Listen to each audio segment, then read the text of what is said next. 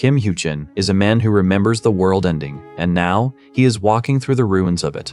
This is a world consumed by the primordial fog, a cataclysmic event where dungeons appeared and monsters began the systematic slaughter of humanity. The survivors are now trapped in a 7-day tutorial, observed by powerful, indifferent beings known as guardians who manipulate the game of life and death. Hyuchin started as a nobody, but he possesses a terrifying advantage. He knows the future, and he has already begun to defy the system's crushing hierarchy. By ruthlessly exploiting every mechanic and hidden secret of the tutorial, he's become the first to clear a mini-boss and earn titles reserved for the elite. He does not fight for justice, he fights for his family, and he will discard anyone who cannot keep up with his pace. With the level restriction lifted and his blade ready, the man who was meant to be a victim is now the one hunting the monsters. It all began the moment the fog rolled into Jongno. The oppressive summer heat feels like a sauna, yet Kim Hyuchin breaks into a cold sweat on the bus after hearing a strange thumping sound. He stares in shock as a monster appears inside the bus, because the city has suddenly transformed into a hunting ground. Kim Hyuchin recalls the day he witnessed hell, when shadowy creatures began tearing through the city, treating humanity like livestock in a rigged game. Panic erupts as passengers scream and Kim Hyuchin dials 112 thinking, "This isn't real, I should call the police." The creatures strike down everyone in their path, leaving the bus floor stained with blood as the screams of the dying fill the air. Kim Hyuchin grips his phone, knowing that everyone on this bus will die in minutes because this is the start of the slaughterhouse. He wonders if he can truly survive this, even as the creatures continue their coordinated, aggressive assault on the helpless passengers. The system interface flickers into existence, revealing his player talent value as NAA, marking his entry into the life of a player. 2 goblins charge, forcing him to grip his knife as he prepares for a desperate fight to survive the onslaught. The memory fades as Hyuchin sits in a classroom, watching others go about their day in a world that feels increasingly distant. A student asks about the upcoming exam, but he only worries about his 3rd attempt, paralyzed by the fear of failing yet again. At 30, he has already spent 7 years chasing the civil servant exam, resigned to his status as an ordinary, talentless man. Classmates ask if they saw Guak Taiyan's video, amazed by how he fights, while he recalls a past killer. A companion mentions a dead genius who once achieved a perfect 67 on the player aptitude test, stirring a flicker of envy in Hyuchin. He learns with surprise that this genius was also a failure who discovered his potential too late, leaving him with no path forward. The conversation turns to the discovery that those 67 talent plates were all permanently closed, sealing the man's fate. Hyuchin dismisses the talk, knowing he has no hope of becoming a player while reflecting on the overwhelming power of the heavenly demon. He remembers taking the government's player aptitude test 7 years ago, viewing it then as his final chance to change his life.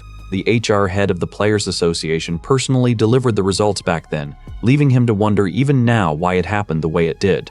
Comparing the life of a celebrated, item-wielding player to his own existence, he realizes the vast, unbridgeable chasm between them. The woman asks if he is there to register for the civil servant exam, but he can only stare back, wishing for the world to leave him alone. Seeing his dream of becoming a player as a hopeless luxury, he turns away and decides to head home to study instead. Inside his quiet room, he gazes at an old photograph and recalls the cataclysm of April 27, 2018, while his mind drifts to the history of those dark days. He remembers the primordial fog descending on Seoul, annihilating Jongno-go and claiming 145,000 lives out of 150,000 participants. Hyuchin thinks of Ma Sung-yan, the world-renowned survivor of that chaos, and vows to one day make his enemies pay for their crimes. Though Sun-yan has achieved global fame, Hyuchin remains certain that effort outweighs talent, pushing himself to keep moving forward. He lies down in the dark, questioning if his past efforts were ever enough as he stares blankly at his phone. Trying to dismiss these impossible, haunting thoughts, he feels the familiar sting of discouragement from lacking the talent to awaken. He wonders how his life might have shifted had a guardian chosen him, before pulling a weathered letter from an envelope. Guilt weighs heavy on his chest while he reads his mother's final words, written shortly before she succumbed to her illness. The tragic irony of a sister developing leukemia while struggling to escape poverty fuels his desperate need to succeed for his family. Despite acknowledging his own lack of resources and repeated failures, he remains fixated on the desire for retribution against those who threaten his loved ones. He contemplates where his path went wrong, mourning all those whose potential was recognized far too late. Lying in bed, he vows to work harder for his mother and sister. Yet he cannot help but question if his absolute best will ever be enough to change his fate. He clenches his fist, remembering that he only survived his past trials through sheer skill, and wonders what he must do to navigate the path ahead. As the clock ticks toward midnight, he admits to the encroaching silence that he feels utterly alone. The silence of the room offers no rest, and Hyuk-jin wakes feeling utterly drained, only to realize he is already late for his cram school evaluation. He rushes to the bus stop and fumbles with his phone, calling his mother to apologize for the delay as the city traffic stalls. While waiting for the 7:02, a sudden, inexplicable sense of dread settles in his gut, a visceral warning that something is fundamentally wrong with the morning. The bus finally pulls to the curb, and he boards, burying his face in his notes to drown out the growing unease. Nearby passengers chatter about an idol group's comeback, their trivial conversation feeling alien to him as he avoids the distractions of the outside world. His mind drifts to the grim significance of April 27, 2018, the day the world fractured and the Jongno-gu cataclysm began. The air grows frigid in an instant, and he watches in silence as the primordial fog rolls in, signaling the start of the tutorial. Dense, suffocating white curtains blind the streets, carrying with them a foul, sewer-like stench that permeates the bus. His phone erupts with an emergency disaster alert, broadcasting a warning of the thick fog in Jongno-gu on this exact impossible date. He stares at the screen, realizing he has regressed 10 years into the past and thinking, "Are you telling me?" The unfolding disaster mirrors the cataclysm from a decade ago, marking the exact moment the primordial fog first claimed the city. A thick, foul-smelling mist begins to shroud the streets, signaling that the catastrophe is about to swallow Jongno-gu whole. As the environment darkens and goblins begin their slaughter, he demands to know why the bus has ground to a halt. The realization settles in. He has returned to the past, armed with the critical foreknowledge of every event about to unfold.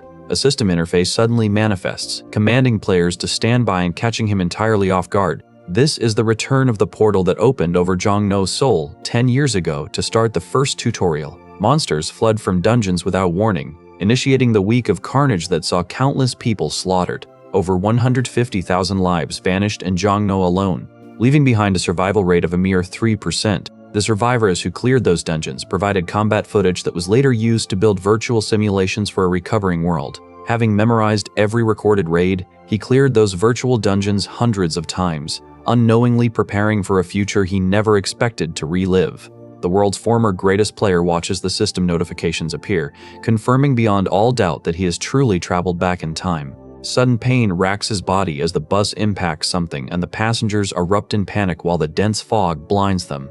A familiar surge of panic threatens to overwhelm him, but he forces himself to remain calm, anchoring his mind to the fact that these events have already played out once before. Realizing that the other passengers cannot hear the tutorial notification, he understands he is the only player here and must immediately analyze the situation to survive. The nameless observer suddenly takes an interest in him, granting an open beta bonus usually reserved for famous rankers, a revelation that leaves him stunned. These guardians, existing in a higher dimension, look down upon players and exert their will by deciding their fates through the favors and bonuses they choose to bestow. He receives the calm observer's eye, an ability that instantly strips away his fear and allows him to view his terrifying surroundings with total emotional detachment. The bus driver slams on the brakes, claiming the impenetrable fog makes it impossible to continue, and he prepares for the inevitable chaos as the vehicle grinds to a halt. A desperate warning rings out to stay down just as a magical portal tears through the air, signaling the arrival of the intermediate administrator. Sanya steps through the rift, scanning the bus and announcing, "My name is Sanya. From now on." As the system forces a 7-day survival quest upon the trapped group, he confirms with grim certainty that he has traveled back to the exact moment of the cataclysm. Confused passengers demand answers from the winged entity, but she only offers a chilling warning that they must gather their strength to endure the trials ahead. A bloody corpse suddenly slams into the windshield, sparking immediate terror. He recognizes the gruesome display as a calculated psychological tactic used by the Guardians to instill fear. The carnage begins in earnest as the first goblin drags a bloodied human across the Jongno district. Yukin watches in horror as a creature climbs onto the bus roof, forcing him and the other survivors to scramble to keep the door shut. While a monster shrieks a warning against opening the door, a man nearby collapses in agony as the barricade starts to buckle. Knowing he lacks the raw strength for a direct confrontation, Hyuk-jin forces a calm tone to reassure the others that he will handle the situation. The barrier shatters under the weight of a monster's hammer, instantly exposing the passengers to the lethal enemies of the world. A surge of power flows through him as the goddess's blessing boosts his stats just as the bus door is smashed inward. He shouts at the others to remain perfectly still to survive, though their terror renders them unable to listen. Panic consumes the survivors as they ignore his pleas, trapped in a nightmare from which there is no escape. Amidst the chaos, Hyukjin activates his status window, finally revealing his stats. The interface displays stats that are exceptionally high, far exceeding those of the legendary Fist King. As the bus frame begins to buckle and tear apart, he steels himself to step directly into the carnage.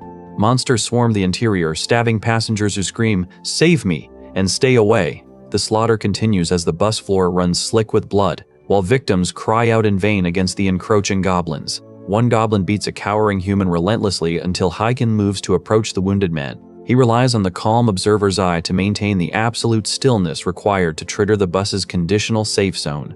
By staying perfectly composed to meet the system's hidden criteria, he remains thankful for the vital bonus granted by the Guardian. Hyukjin survives the initial onslaught, his mind racing with the certainty that this first goblin attack lasts exactly 10 minutes. He calculates that the creatures will breach his position in 5 minutes, forcing him to endure just a little longer to stay alive in this rigged game. When a monster lunges to pin him down, he grits his teeth and refuses to move, knowing any reckless action will trigger his failure. As he struggles, a system message manifests. The courageous Lion King offers him a chance, and he realizes a new, powerful spectator is watching his every move. This entity grants him a high-strength elixir, a gift that forces him to weigh the cost of accepting help from a divine power. The elixir provides a temporary +6 strength boost, effectively mimicking the power gain of 3 full level-ups to ensure his survival. With this sudden surge of energy, he realizes he finally has enough strength to turn the tide and crush the goblins surrounding him. He resents the Lion King's blatant manipulation, yet he understands that the Guardian is demanding a display of reckless courage to satisfy its own boredom. The air shimmers with blue energy as the deity initiates a trade with the intermediate administrator to force a change in the tutorial field. Senya appears, announcing that she will alter the scenario as requested, a decision that he warns will have grave consequences.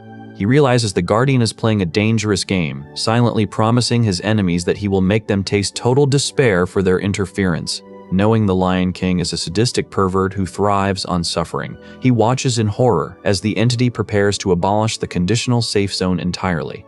Senya confirms the trade is complete and the safe zone will vanish in 30 seconds, leaving him exposed to the full lethality of the tower. He confronts her, demanding fair compensation for such a dangerous alteration and insisting that even a Guardian cannot disregard the laws of the system when his life is at stake. The nameless observer recoils in shock, stunned that he understands the system's underlying commandments years before such knowledge should even exist. Senya demands to know the source of his insight, but he brushes her off, his pulse quickening as the precious seconds of his safety tick away. He snaps back, challenging the administrator to prove her worth by compensating him for the 10 seconds of survival time she has just jeopardized. Forced to concede, she agrees to his terms, extending the safe zone duration and granting a specific reward for the forced scenario alteration.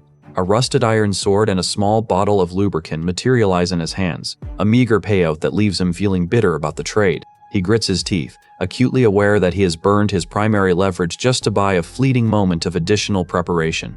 The initial wave of goblins officially dissipates, yet the silence is quickly broken by the screeching of stragglers still hunting in the shadows. Hyukjin narrowly avoids the fray, his calculated negotiation keeping him shielded while the remaining monsters are picked off by the system's cleanup. He curses the courageous Lion King for the interference, his irritation curdling into dread when he spots a mutilated corpse discarded on the bus floor. Struggling to steady his breathing, he tells himself to focus on survival because the tutorial is 1 week of hell. He plots a route toward a nearby convenience store, relying on his years of memorized raid data to navigate the city's lethal geography. Through the suffocating veil of the fog, he catches the faint, desperate pleas of survivors hidden somewhere in the darkness. He relies on the calm observer's eye to suppress his rising fear, sensing that the skill is the only thing keeping his resolve from shattering. A sudden crunch beneath his boot reveals a hidden survivor, whose terrified eyes lock onto his as she begs for salvation amidst the ruins. Before he can react, a hidden goblin lunges from the gloom, forcing him to confront a lethal variable he had failed to account for. The woman cringes in terror, her pleas for her mother cutting through the fog as she stares at the closing blade. Hyukjin watches her movements, noting that she remains unscathed by the creature and wondering if her raw, panicked reactions are actually an open beta bonus. He questions if this is the latent talent Sinia mentioned, even as the administrator notes that a mere baby goblin is a lethal threat to anyone at level 1. Recognizing the woman's potential as a tank of talent, surpassing even the Fist King's initial stats, Hyugenjin realizes he must intervene immediately to keep her alive. He pulls the rusted iron sword from his inventory, his movements guided by years of studying virtual dungeon simulations. Exploiting the monster's distraction, he drives the blade into its weak point, ending the creature's life in a single stroke and watching the system reward him with experience. With the threat neutralized, he commands the trembling woman to pull herself together and follow him, warning that he will leave her behind if she slows him down. Upon reaching a CS25 convenience store, he bundles her inside and orders her to keep the doors locked, promising that he will handle the dangers outside. A system notification suddenly blares, signaling the second wave of the goblin attack and designating schools, hospitals, and stores like this one as temporary safe zones. Seeing the girl acknowledge the screen, Hyugen feels his theory confirmed. She is a player gifted with truly overwhelming talent. While most survivors realize the convenience stores act as shelters, his insight reveals that hospitals serve as safe zones too, a detail confirmed by the system's hidden list. With the second goblin wave imminent, he warns his companions that they must never open the door, even if they have to turn their backs to ignore the desperate pleas outside. The safe zone locks into place just as the primordial fog thins, exposing the horrific reality of the carnage outside. Nearby, the air fills with the piercing screams of survivors being butchered by the encroaching goblins. He instructs the survivor to rest, knowing the convenience store is now a designated sanctuary protected by the system. Outside the glass, panic turns to hysteria as desperate people pound on the doors begging to be let into the safety of the shop. Watching through the transparent barrier, he realizes that the doors remain immovable as the system prevents any forced entry into an established safe zone. Agonizing frustration surges through him as he watches a goblin corner a man and slash him down just inches away. Standing amidst the slaughter, he understands that opening the door from the inside would immediately collapse their own protection. He accepts the grim reality that survival requires him to witness these deaths, a cold necessity dictated by the system's rules. Grinding his teeth in silent rage, he vows to hold the Guardians accountable for treating humanity like mere livestock in their rigged game. He prepares for the next phase, swearing to eventually repay the entities who orchestrated this massacre. 6 hours pass in the aftermath of the wave, and he sits with a young girl who tentatively offers her thanks. Kang Sunhwa introduces herself, but he cuts her off with a cold warning that he only saved her for her potential utility, refusing to offer any promises of safety. He clarifies that he cannot guarantee her survival while he fights for his own, though he allows her to stay until they move out the following day. Shaken by the experience, he keeps his focus on the cruel boundaries of the system and the dangerous path he must navigate ahead.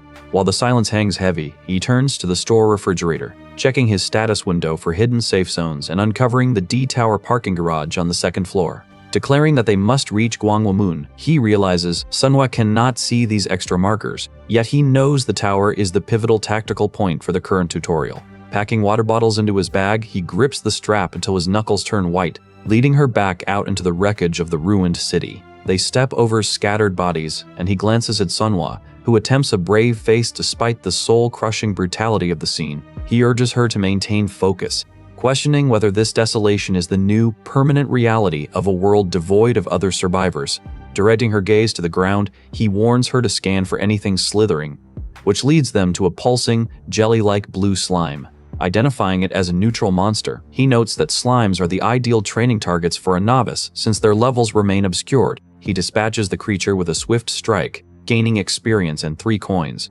While a strange muscle memory familiarity with the blade washes over him, continuing through the debris, he explains that they must hunt every slime they encounter, though a nagging suspicion lingers about how easily the process unfolds.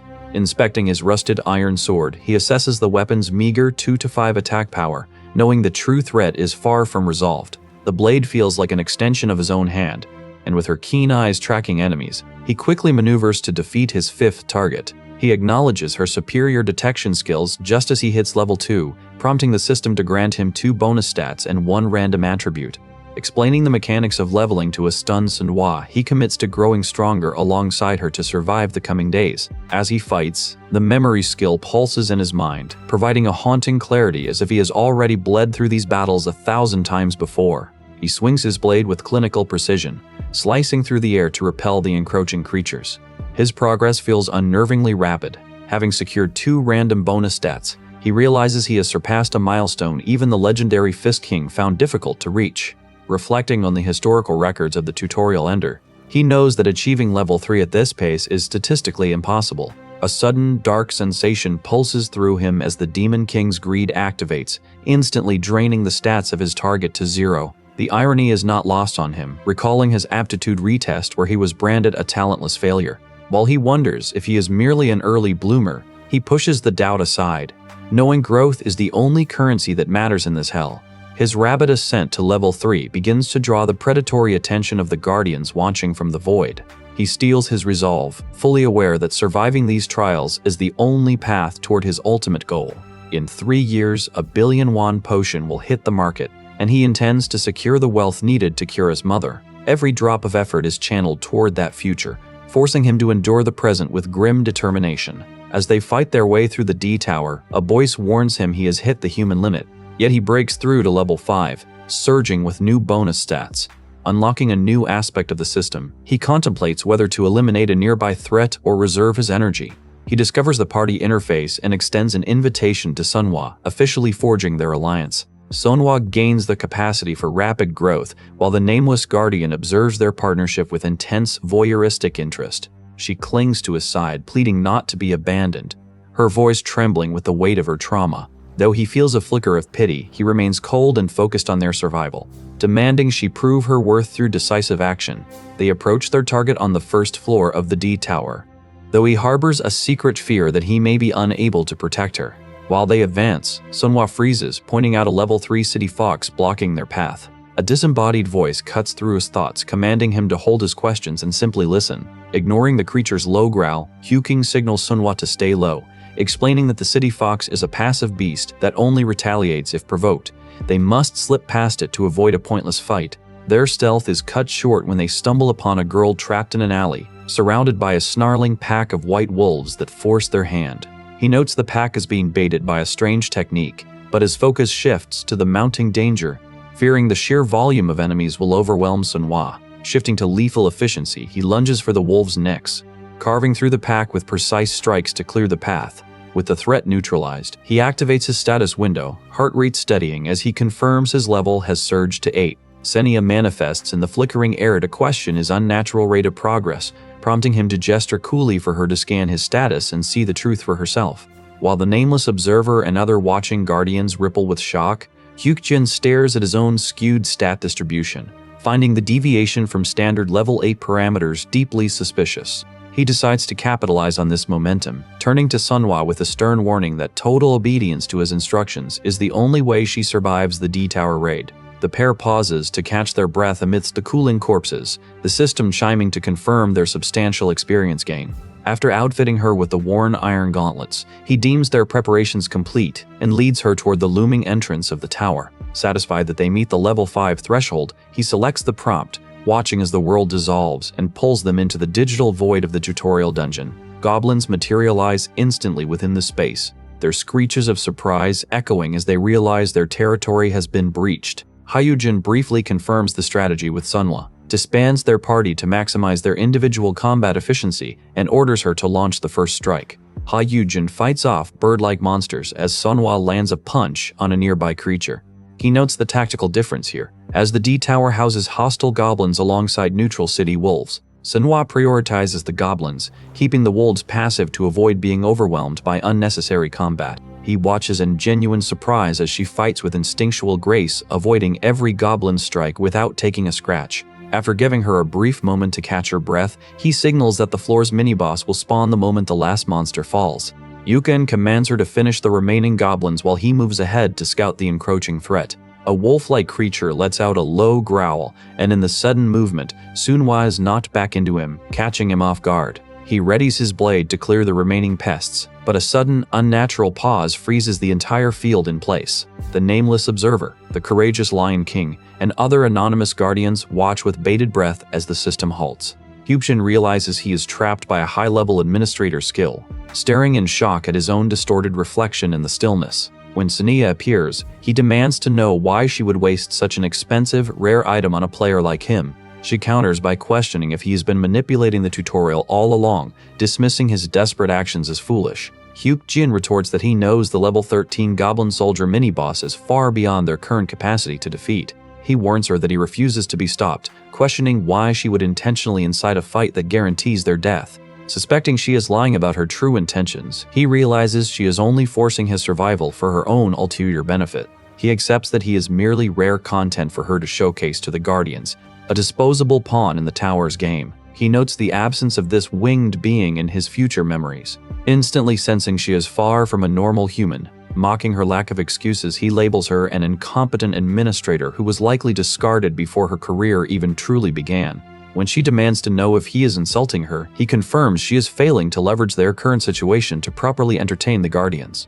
He proposes that once the system pause ends, she must claim he cannot defeat the Goblin Soldier, allowing him to triumph and craft a spectacle for the spectators. A level 8 player slaying a Goblin Soldier would drive the audience into a frenzy, he argues, offering her a chance to prove her worth as an administrator in exchange for a deal. Though she complains about his impudence and lack of patience, he reminds her that she would have already killed him if she truly desired his death, especially since she has already wasted a precious pause. Recognizing the cold logic of his survival strategy, she asks what kind of deal he has in mind. In the heat of the field, the system pings as he levels up, while Sunhwa confirms she has cleared the initial wave of monsters. The system announces that the conditions for the Goblin Soldier miniboss had been met, and the creature spawns amidst the rain to challenge them. As the monster lunges with a spear, he forces Sunhwa to duck, shielding her from the lethal strike. He anchors her behind an ATM machine, warning her to use the heavy casing as cover to dodge the creature's dangerous spear throws. With his party member secure, he prepares to show Senia exactly how a level 8 player brings down a mini-boss. Facing the level 13 Goblin Soldier, he readies his blade to execute his plan and satisfy the Guardian's hunger for a show. The mini-boss radiates an oppressive pressure that dwarfs any ordinary monster, yet Hyuk-jin narrows his focus to the immediate threat of the spear-wielding soldier. He plants his feet, waiting for the creature to commit to its lethal spear throw so he can exploit the opening in its recovery. A powerful strike follows the dodge. Hyuk-jin analyzes the soldier's posture to predict whether the next movement will be a thrust or a wide swing. The monster lashes out with a heavy swing, but he executes a tight spin, narrowly slipping under the arc of the weapon.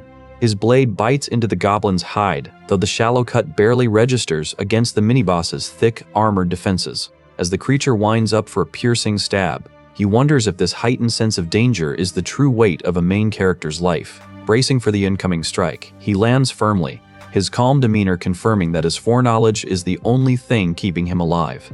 The monster lets out a guttural shriek as Hyuk-jin pours the remainder of his stamina into a desperate, focused assault. Nearby, Sunhwa activates her taunt skill, drawing the monster's aggression onto herself because she refuses to be discarded or left behind. Anonymous Guardians flood the channel, their attention locked onto the display with intense, growing curiosity.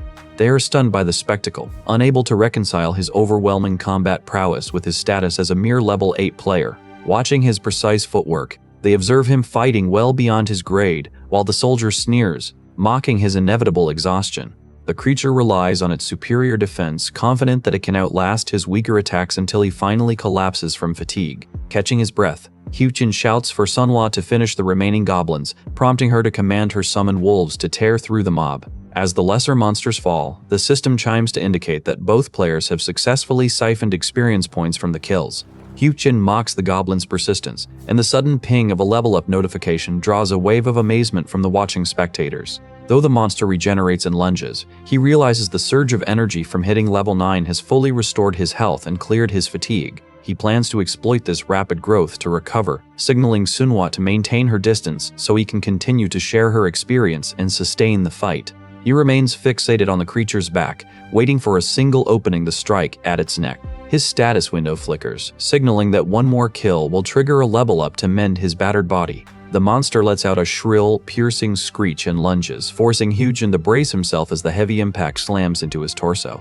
Reaching level 10 at last, he gasps for air and signals Sunhwa that it is time to press the advantage. Digging his heels into the debris, he pivots to strike down a hooded enemy. Even as the blade of his rusted sword begins to crack, a man in a suit steps forward to offer answers, but a monster interrupts, forcing Hyuk-jin to kick the beast away with a roar of rage. He takes a punishing blow, but manages to deliver a final lethal strike to the creature's neck, just as his weapon shatters into useless fragments. The system notifies him he is the first to hunt a mini-boss, granting him experience as he gasps for air. Since the raid registers as a solo achievement, the system lifts the tutorial level cap, allowing both him and Sonhwa to grow as she rushes to his side in relief. A hidden piece qualification flashes in his vision, leaving him to wonder if an even greater challenge awaits him in the shadows. Meanwhile, near Gwangwoman, So Yuyeon effortlessly dispatches level 8 city wolves with a single blow, drawing murmurs of awe for his overwhelming strength. The Fist King modestly waves off his reputation as the strongest, only to freeze when he suddenly crosses paths with Hyukjin while searching for survivors. They stand in the dim, suffocating corridor, locking eyes in mutual wariness as their paths collide. Reflecting on his past, Hyukjin discards his old doubts about his lack of talent, realizing that felling a mini-boss is proof enough of his worth. Doubts about his own limits flicker as a system message from the unnamed observer validates his focus, confirming that his victory over the mini-boss was no mere fluke. He notices the Lady of the Scales, a guardian celebrated for her lawful nature, and immense support, observing him with keen interest, leaving him to wonder why such a powerhouse has singled him out. His partnership with Sonhwa draws a smug, knowing reaction from the spectators, who seem to view him as the unlikely protector of an abandoned child. Senia manifests to present him with an iron sword, its quality vastly superior to his shattered blade, as a reward for his performance. Turning his attention to the path ahead, he informs Sonhwa that they are heading to Gangyehan to hunt city wolves, knowing the packs there are perfect for his current level. By clearing the D Tower, he has effectively neutralized the goblin threat for the survivors in the safe zones. But he remains driven by a far more personal goal, securing the wealth needed to save his family. As the system prompts their exit from the digital dungeon, he vows to exploit his newfound talent to its absolute limit. He encounters survivors and meets So Yuyeon, realizing he is finally facing the Fist King. The legendary fighter recognizes him and extends an invitation to join his group, hoping to bolster their collective chances of survival.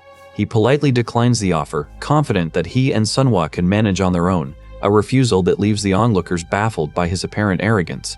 Hyukjin offers a polite nod of gratitude before turning away, leaving the group to depart on their own doomed path. Sonhwa watches them go with visible concern, but Hyukjin keeps his gaze forward, reminding her that their survival depends entirely on staying focused.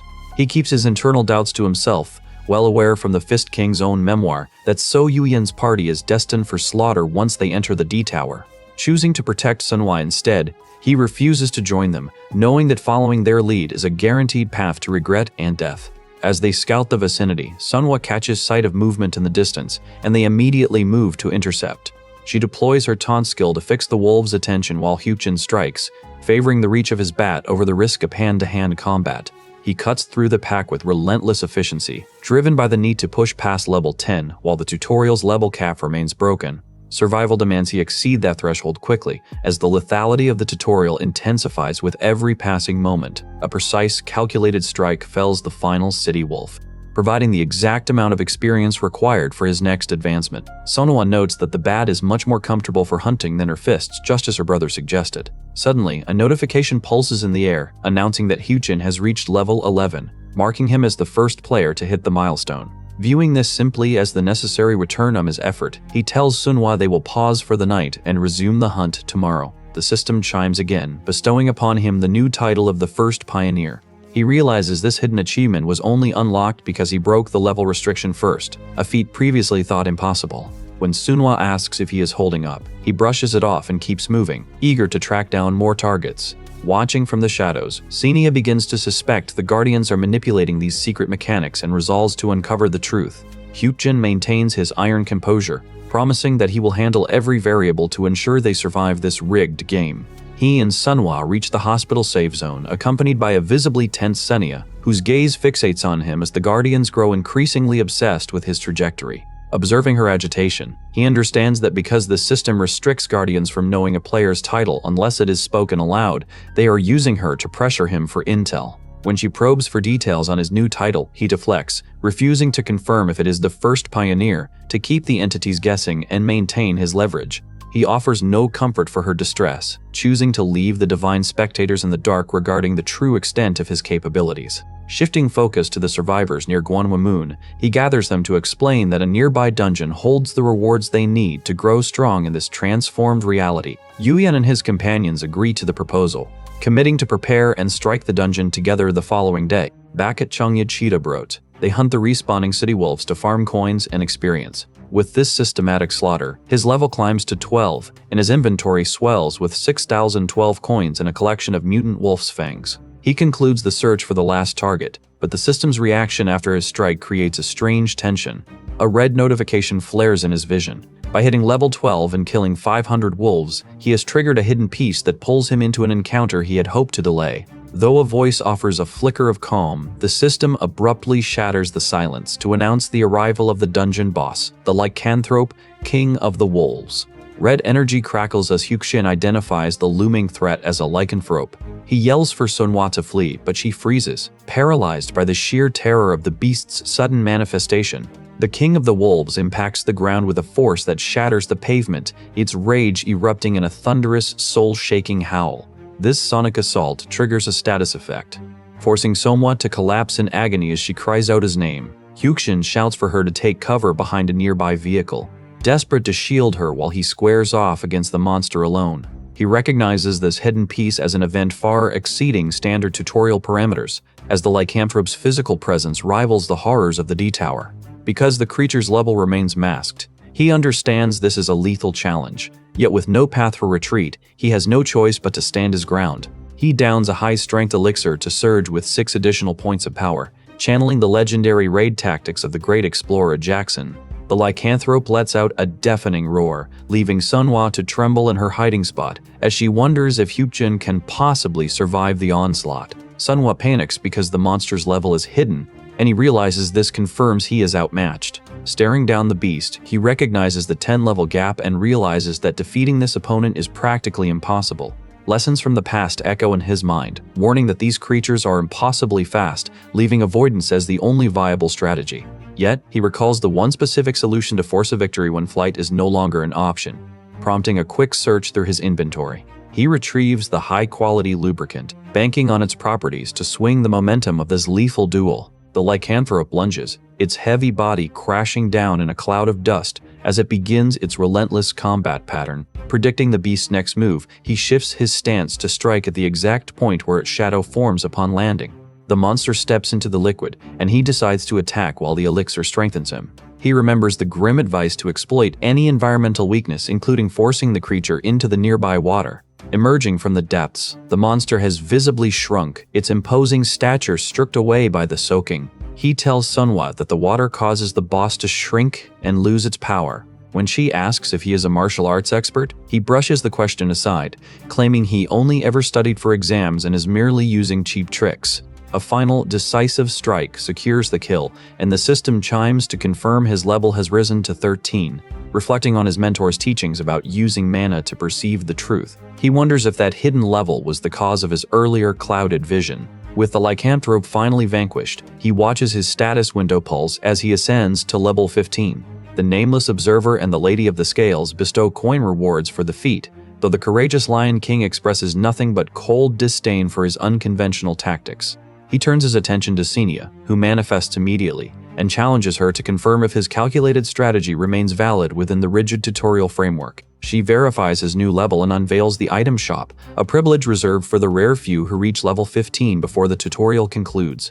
With 7,942 coins burning in his inventory, he begins selecting from the 4 available tutorial-grade items to bolster their survival odds. When she probes for his true name, he keeps his lips sealed, ensuring the administrators remain as much in the dark as the guardians. He opts to analyze the properties of his new title privately, coolly advising her to guard her own secrets as she hopes to stay relevant in this game.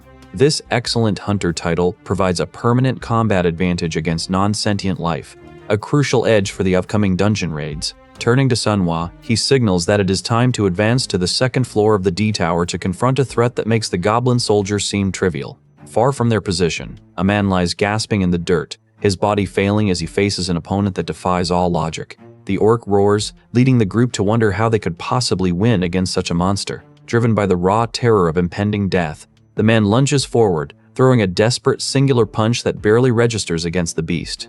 The orc kicks him, and he screams in pain, shocked that his attacks do nothing to the creature. Terrified survivors scramble through the debris, desperate to find any weakness in the orc before the rigged game claims their lives. Hyukshin taps into his deep knowledge of the tower, barking orders for the group to focus their attacks on the creature's left eye. Remembering the advice to aim for the eye, he prepares to strike before the monster's fist hits him. The monster strikes the group, but Hyukjin intervenes with a kick to its midsection. Staggering from the sudden counterattack, the beast reels in disbelief while the survivors wonder if their end has finally arrived. A sharp system alert cuts through the tension, signaling that new players have been locked into the boss zone with no chance of escape after 10 seconds.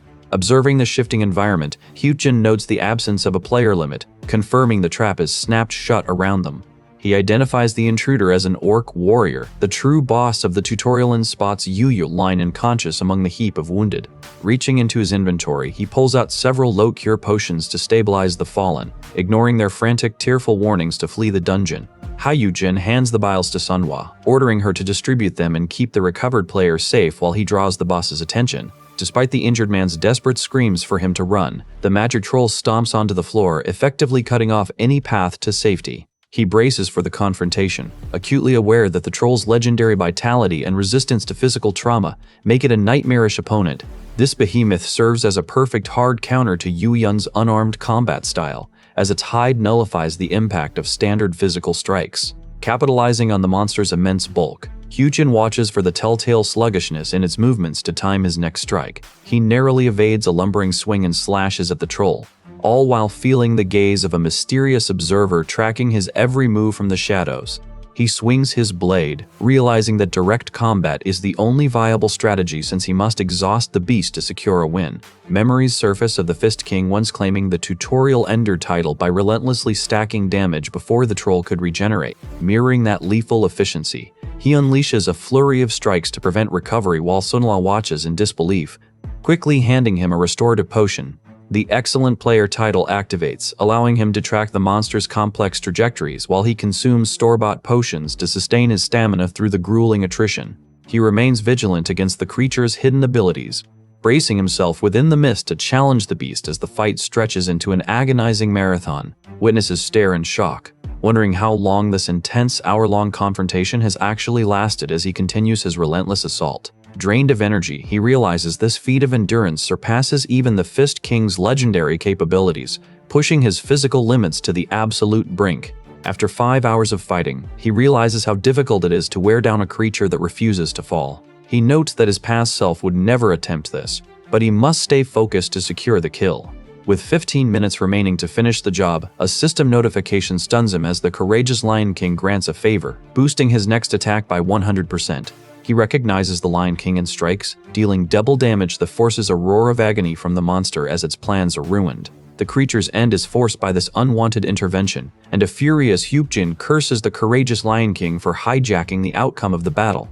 The monster screams in rage while observers watch in shock that he nearly defeated such a beast on his own. Knowing the Guardian acted purely for entertainment, he vows that this entity will be the first he destroys, even as his original plan for the fight lies in ruins. Despite the lingering rage over the Guardian's interference, he is suddenly startled by the approach of a mysterious woman in a hoodie who attempts to administer a sedative with a syringe. She stares in shock at finding him conscious, but their attention is immediately diverted to the magic troll as it begins to radiate an aura of power far beyond their initial estimations. Before the beast can fully recover, an archer releases a perfectly timed projectile that pierces its skull, leaving Hyukjin standing over the carcass with his blade still gripped in his hand. He confronts the archer for trying to steal the kill, refusing to let someone take credit for the hunt he and Sunhwa started. With the situation spiraling out of control, he shouts for the man to flee, feeling a sharp pang of regret for not being able to protect him or reveal the dangerous truth of their predicament.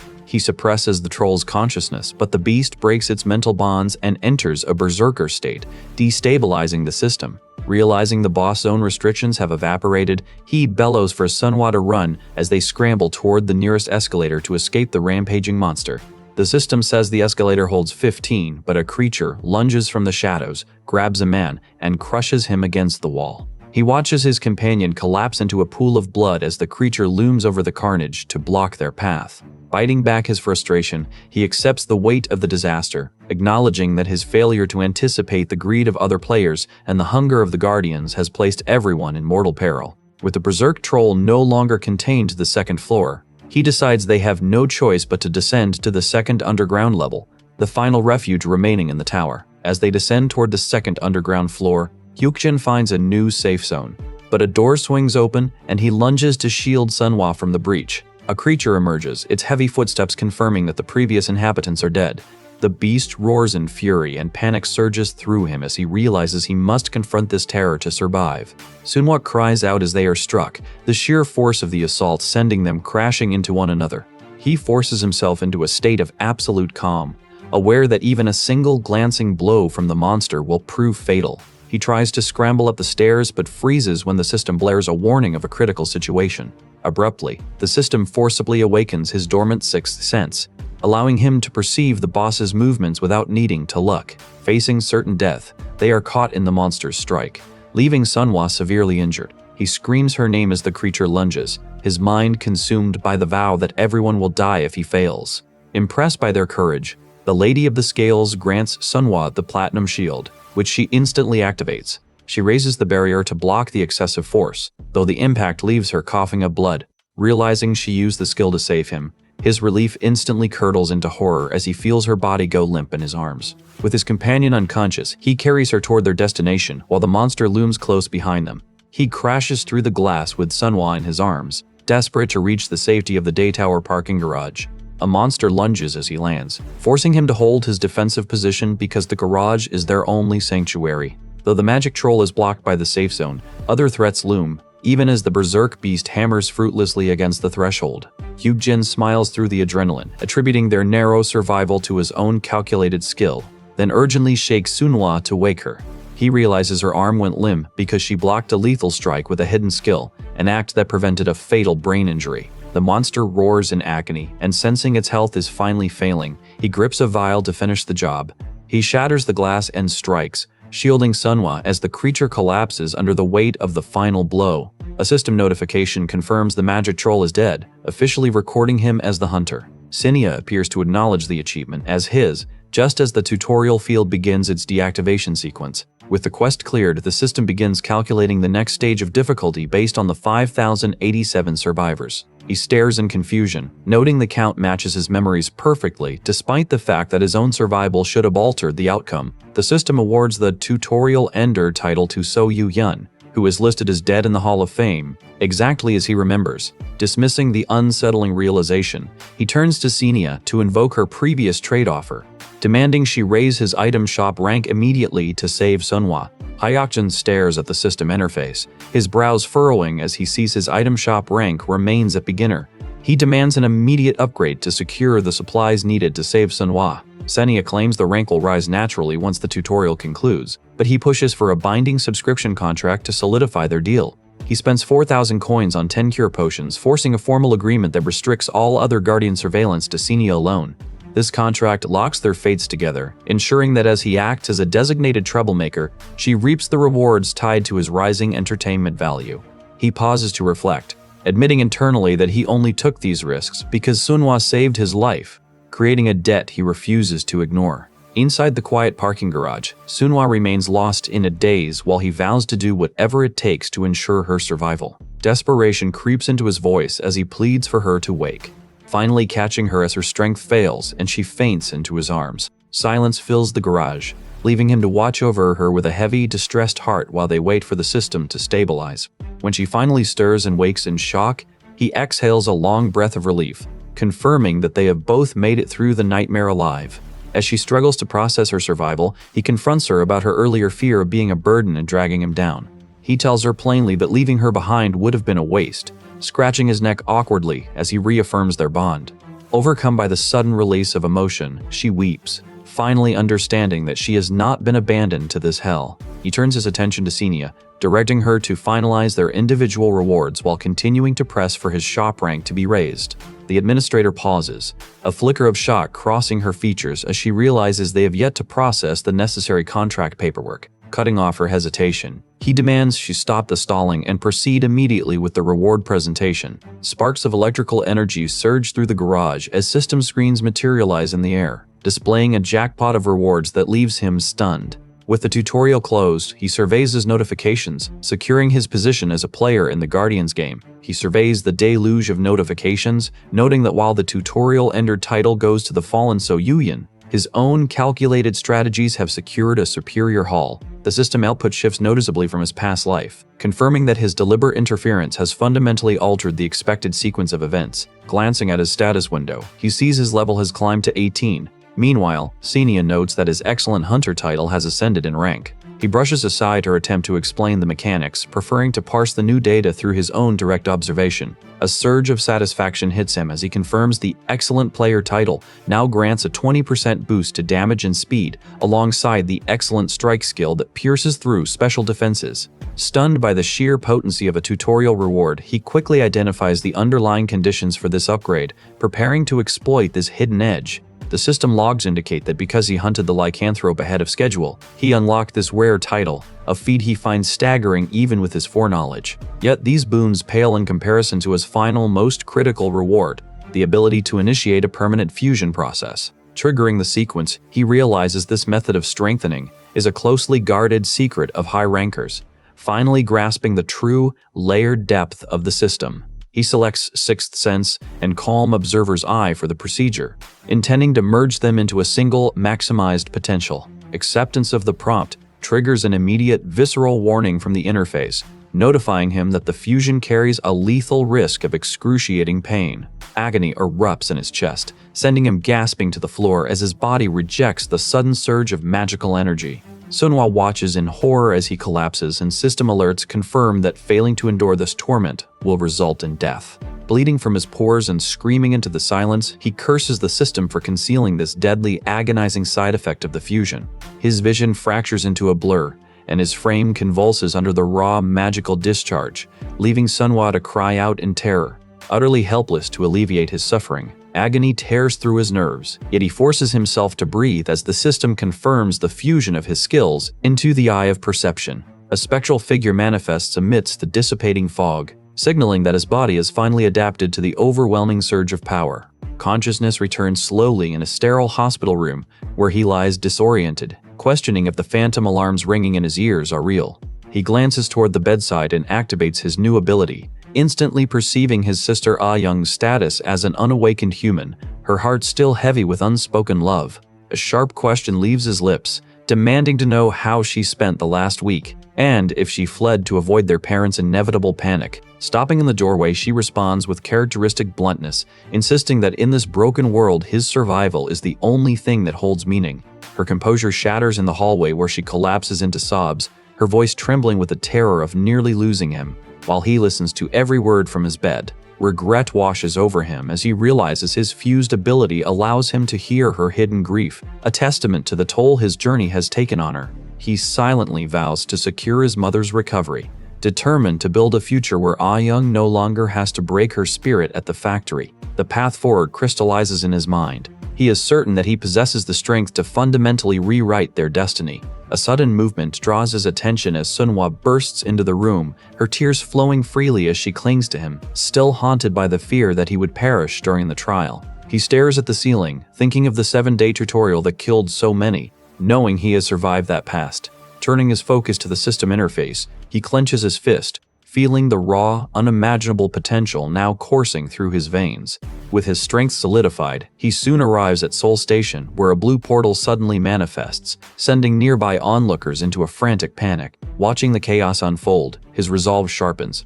He intends to dismantle this rigged game once and for all. He moves through the surging crowd with Kang Sunhwa, determined to rewrite the grim outcomes of this encroaching disaster. A month after the Jongno catastrophe, the city reels as only 5,000 of the 150,000 residents remain, leaving the public in a state of collective shock. A televised news broadcast hosts So Yoo-yeon, the tutorial ender, to eulogize the victims and discuss his role in leading the survivors to safety.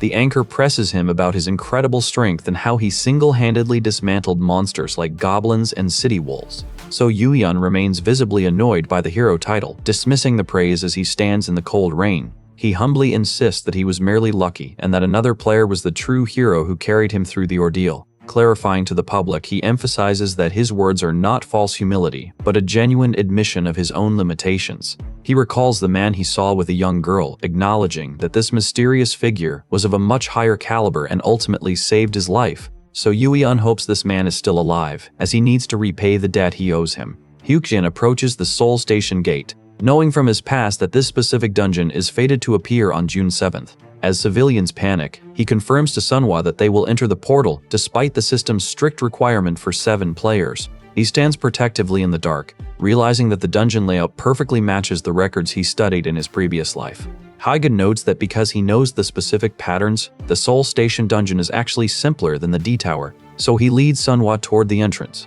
The system issues an urgent warning that 7 players are required for entry, while Senya manifests to sternly caution them against attempting the gate as a duo, ignoring her insistence that such a small party is suicidal. He tells her to hold her breath and wait for the results. Stepping past the threshold, he and the administrator leave the safe zone behind to venture into the dark, uncharted interior. Senya demands to know why he disregards her warnings, but he remains silent, intent on proving that his unconventional methods are superior.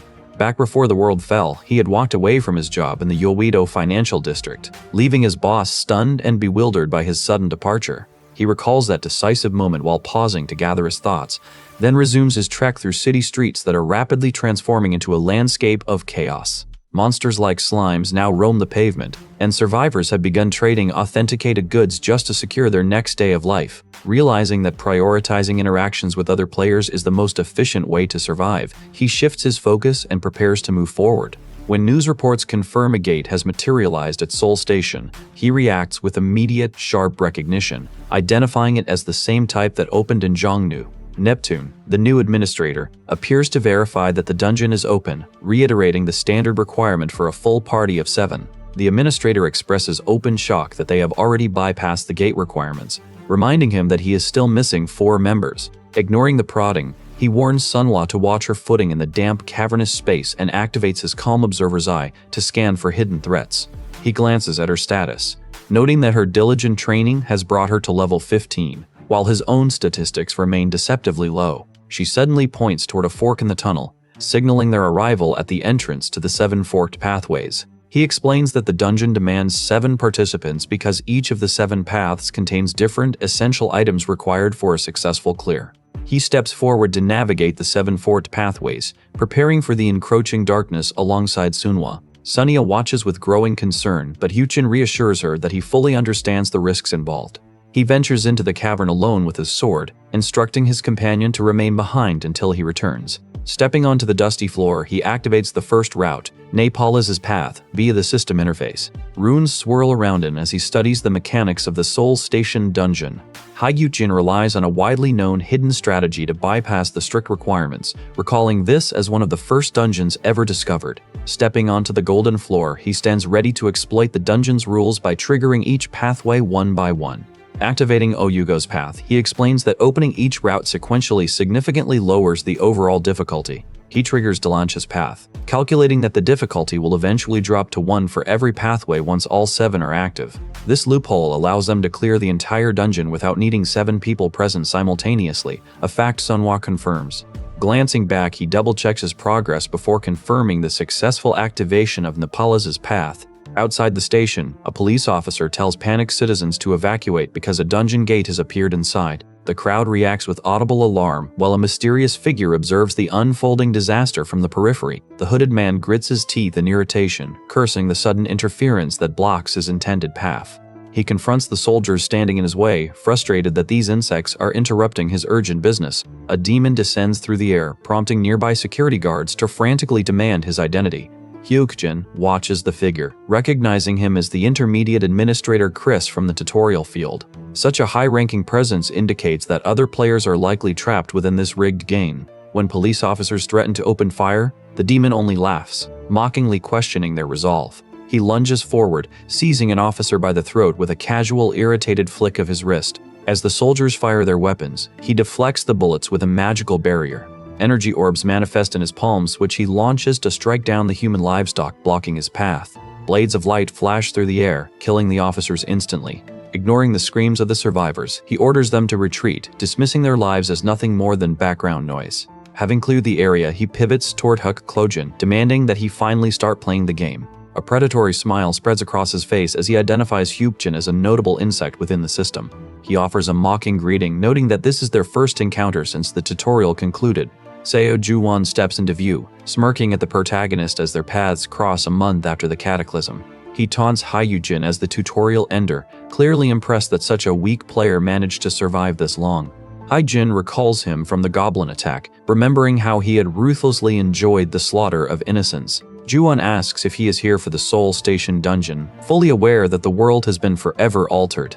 He insists that for any ambitious player, this dungeon represents an opportunity that simply cannot be missed. Seo Juhwan surveys the area, noting that the intermediate administrator requires 7 people to proceed, yet he only has 6. He attempts to recruit others to fill the final spot, hoping to secure their progress. Deep inside the dark cave, Hyukjin encounters a level 12 black yak, a beast guarding the depths. The creature lunges, but Hyujin meets it with a precise strike to begin the battle. A roar echoes through the cavern as a beast approaches the duo. Hyujin remains composed, urging Sunhwa to continue the hunt immediately to optimize their time. The pair moves with sharp, sudden intensity, landing heavy blows as more beasts stomp through the darkness. A stampede of bulls charges forward, forcing Hyujin to hold his weapon cautiously as he prepares to face the wave. He narrowly avoids a lethal claw swipe before successfully slaying the black yak. Continuing his assault, he lunges with his sword and leaps over the charging beast to maintain his momentum. He mounts a creature to strike it directly, slashing through the shadowy substance of its hide. Stepping onto the beast's back, Hyujin delivers a final, slicing blow to the monster. After the kill, he gains experience and 12 coins, noting that he has now defeated 30 of them. Somwa, catching her breath, asks how he performs such fluid movements, wondering if anyone can replicate his skill. She admits she has never seen such combat prowess, but he offers only an ambiguous response. He knows he cannot reveal his secrets while the Guardians watch, so he tells her to practice hard instead. The system confirms the reactions of the Nameless Guardian, the Lady of the Scales, and the Whispering Devil to his performance. He explains that doing one's best in every moment is the only way to succeed, a lesson forged in his past life. Though confused, Sunhwa trusts him until she notices a ring floating nearby. Hyujin examines the floating ring, noting it is exactly what he expected to find. He declares the first path, Nepalis's, successfully cleared and directs Sunhwa to press onward. When she asks if they should finish off the surrounding monsters, he shakes his head, noting the low experience yield makes combat a waste of their time. He warns the group that they are not alone in these depths, keeping everyone on high alert as they navigate the shadows. Stepping into the Soul Station dungeon, they find themselves in a cavernous tunnel system, a stark change from the D-Tower structure. Hyukjin notes the grim atmosphere, which stirs bitter memories of the tutorial, a sting from his past experience. A smirk touches Hyukin's lips as he urges the group to accelerate their pace to maintain their lead. When Juwon questions the path ahead, Hyujin spots a glowing step near the entrance and moves to investigate it first. Amidst the mounting pressure of the dungeon, he secures Ryugo's necklace, noting it manifested even faster than the ring. As they prepare to enter the third pathway, Hyujin observes that Sunhwa is finally grasping that securing key items is far more efficient than mindless fighting. She admits to feeling embarrassed and slow, fearing her struggle against a single monster makes her a burden compared to his effortless efficiency. Ignoring her insecurity, he insists he never keeps useless people in his party and lacks the time for pity, bluntly ordering her to move toward the third path. A mysterious voice mocks his feigned ignorance just as they cross the threshold into Delange's path. Hyukin and Sunhwa encounter a herd of level 14 purple yaks in the dark cavern. One beast charges, firing sharp projectiles from its horns, causing Sunhwa to recoil in surprise as the deadly shards whistle past her. Flicking her on the forehead to snap her out of her shock, Hyukjin clarifies that his guidance is not born of mere sympathy. He notes that the yaks rely on their horns for ranged attacks, and since she remains unharmed, she must now step up to tank them. Instructing her to activate her taunt skill, he readies his own stance as they prepare to weather the oncoming charge. 3 rhinoceros-like creatures surge toward them, leaving Sunhwa staring in disbelief at the sheer intensity of their approach. Dodging the incoming strikes with fluid speed, he compliments her defensive blocking, which proves stronger than he initially anticipated. He tells her to stop worrying because the beasts cannot touch him, prompting her to focus her energy and manifest a blue barrier against the assault. The creatures shriek as they attack, their vital signs pulsing rhythmically in the darkness, yet the duo holds their ground. Suddenly, the yaks collapse and Sunhwa gains experience points as the monsters fall, their stamina depleted after firing both sets of horns. Retrieving Delange's bracelet from the remains, he notes that only 4 items remain to be collected. As they prepare to depart, she questions leaving so soon, hoping to hunt more for the experience. He refuses, explaining that they must leave resources behind to ensure their pursuers remain delayed, as that is the only way to maintain their lead. In the chaos of the path, Other players struggle against the beasts, their screams for assistance echoing as monsters overwhelm their defenses. Moving with a blur of speed, he strikes a monster in the head with a single, decisive punch. Witnesses watch in awe as he decapitates a beast with a spear, leaving the surrounding players murmuring in shock at such a raw display of power. He examines the monster horns, noting the poor efficiency of the hunt. Because these creatures are incredibly tough and their horns act as their only weak points, the experience gain remains frustratingly low.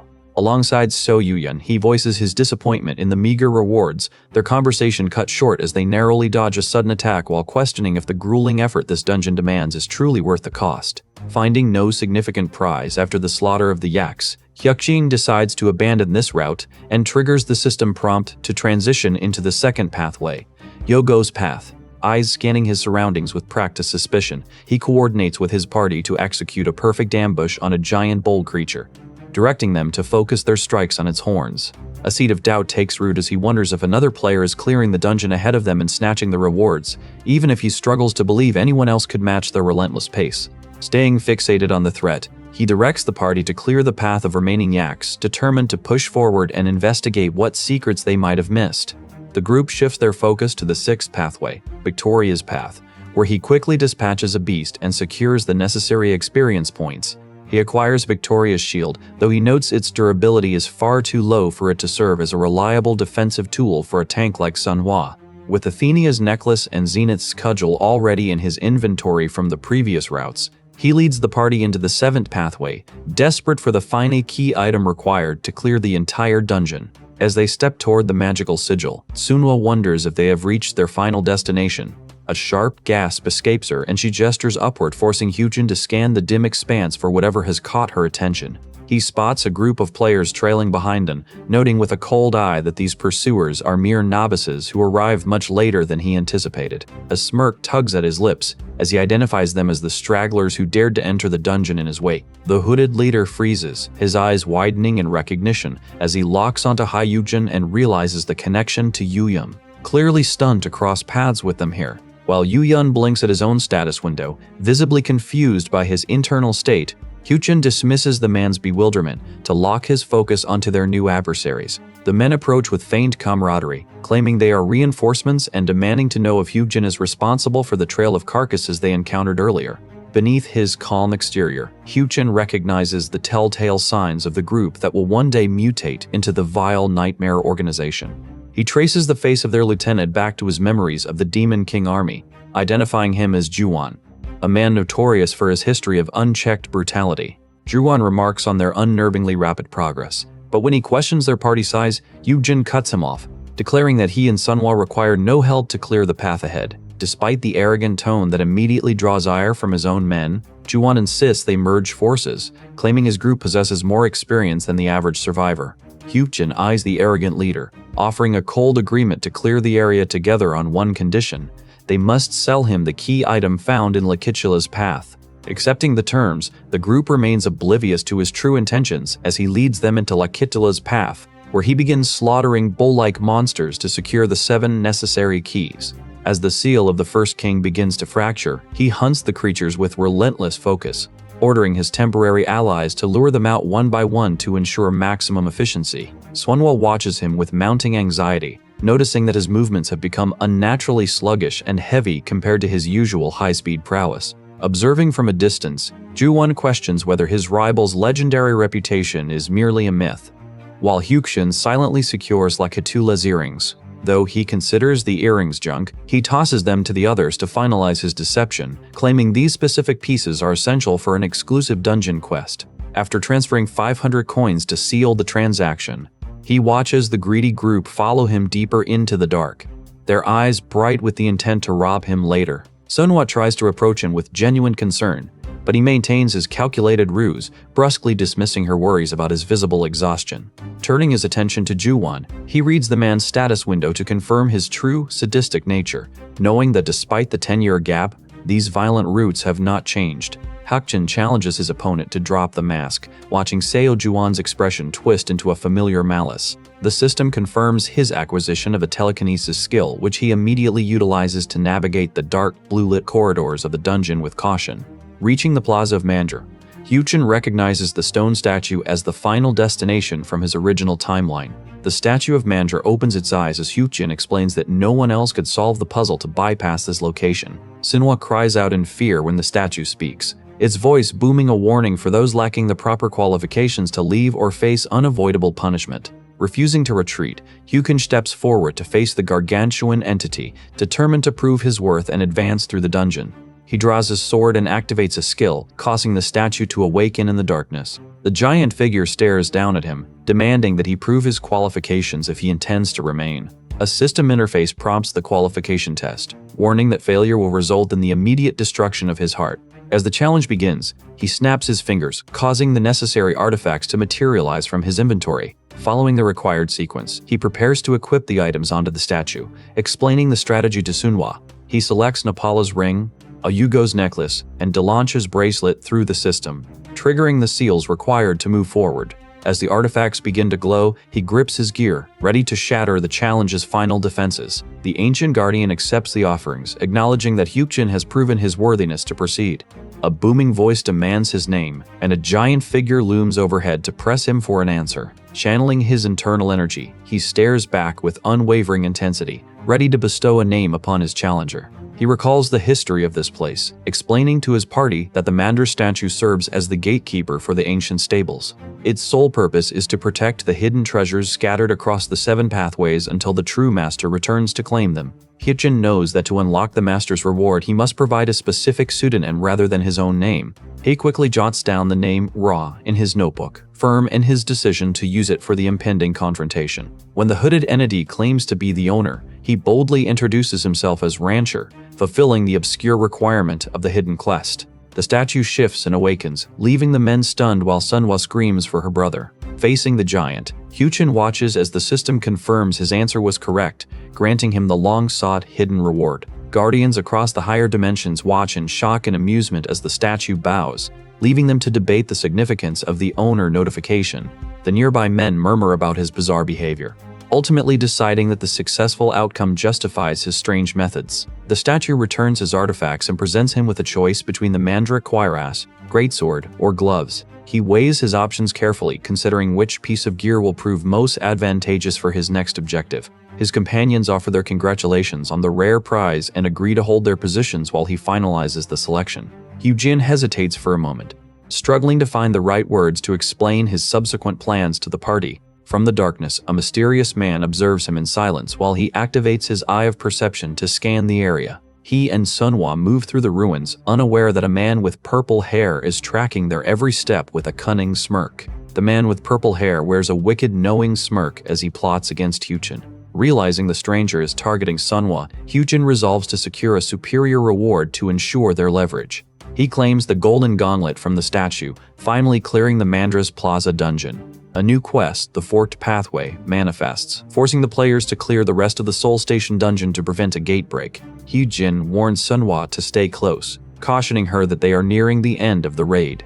A group of players interrupts, complaining about his controlling nature and demanding a more strategic split of the party. He counters that he and Sunhwa are strong enough to clear a path alone, refusing to yield to their demands. Hyuchin concedes to the pressure, planning a balanced division of teams and tasking the tutorial ender, Yu Yun, to lead the 3-man party. He then announces that Sunhwa will join the remaining 4-man team to serve as their tank. The man with red hair grins at this arrangement, then reaches out to grab Sunhwa's shoulder. Hyuchin stares at the hand on her shoulder, his eyes darkening as he states his intense hatred for the situation. A woman nearby recalls a man who once betrayed her, while the group of men demands a further explanation from Hyuchin. He refuses to be swayed, declaring that Sunhwa is his younger sister and he will not leave her side. He ignores their posturing, shrugging off their demands with the cold confidence born of his memories from the future. The Guardians watch with insatiable curiosity, yet he finds their silence infuriating, as they offer no useful insight in return for the spectacle. Sensing the tension, So Yu Yun decides to bridge the gap, steering his party away from Sunhwa while acknowledging Kim Hyuchin's clear authority. The groups agree to split up, with the future Fist King taking his team to the alternate path, promising to reunite once the forked trails are cleared. Stepping into the narrow corridor, Hyuchin and Sunhwa find a temporary safe zone triggered by their small party size, where clues await at the far end. Approaching quietly, So Yu Yun catches up to him. his gaze reflecting the shared history of their grueling battles at the tower in Changgyehanan. He bows low in sudden, earnest gratitude, openly declaring Hyuchin his hero for drawing the magic troll away and sparing his life. Recalling how Hyuchin lured away a magic troll to save him, the warrior offers his loyalty and respect. Hagavjin stands stunned by this unexpected favor from the future legend, dryly reminding the man that they are the same age when asked to be addressed as an elder brother. Ignoring the protest, the man persists with the honorific, and the group presses forward into the heavy, shifting mists of the dungeon. Reaching the central clear crystal at the heart of the station, Hyuchin finds it undisturbed and prepares to take the final step to secure the dungeon. He orders the group to rest, explaining that they are currently inside a temporary safe zone where they must recover their stamina for the physically exhausting task of clearing the dungeon crystal. Prioritizing this rest over the crystal itself, he knows that conserving energy is vital for the success of the raid. He notices the familiar behavior of his companion, who asks how she should address him if she is now officially playing the role of his little sister. After he tells her to call him whatever she likes, she decides to keep calling him Appa while she addresses the other man as Mr. Yuyun, much to his visible irritation. He offers a drink to her, privately reflecting that he must find a way to make his allies stronger rather than just relying on his own growth. He warns the group that the clear crystal is the final step of the raid, and likely guarded by traps, requiring them to prepare thoroughly before proceeding. Moving out, they navigate the dark, narrow corridors of the dungeon together. Suddenly, the system announces that the safe zone has vanished because more than 5 participants remain, leaving the group exposed. He immediately draws his sword and orders everyone up, preparing to engage the enemies who have now cornered them. The antagonist expresses his disappointment, but he stands his ground, revealing that he had been waiting for this exact confrontation. He admits he anticipated this treachery, while his opponent laughs at his know-it-all attitude and promises to finish him off. The attacker lunges with a knife, criticizing his lack of humility as he declares that he will be the one to kill him. Hyuchin stares down his attacker, inviting him to make his move while shadows swallow the corridor. The purple-haired man swings his blade with a smirk, but Hyuchin parries every strike. After a high-speed exchange, his opponent mocks him for merely blocking and evading instead of launching an offensive. Hyuchin plants his feet on the stone floor, his focus sharpening as he waits for a gap in the relentless assault. The red-haired man parries a blue blade and sneers, dismissing the effort as pathetic and devoid of real skill. Noticing his own blood, Hyuchin ignores the panicked cries from Sunhwa and Yuhyun as his opponent flaunts his magical power. With a sudden shift in momentum, he swings his sword, causing the assailant to scowl in annoyance as the strike is dodged. The men gloat over the pair, boasting that their victims usually fall within 5 minutes because they favor overwhelming numbers. They demand Yuhyun hand over Sunhwa, but Hyuchin decides that conventional rules of engagement no longer apply. The antagonist continues to taunt him for his defensive stance, unaware that Hyuchin is already setting a trap to punish such arrogance.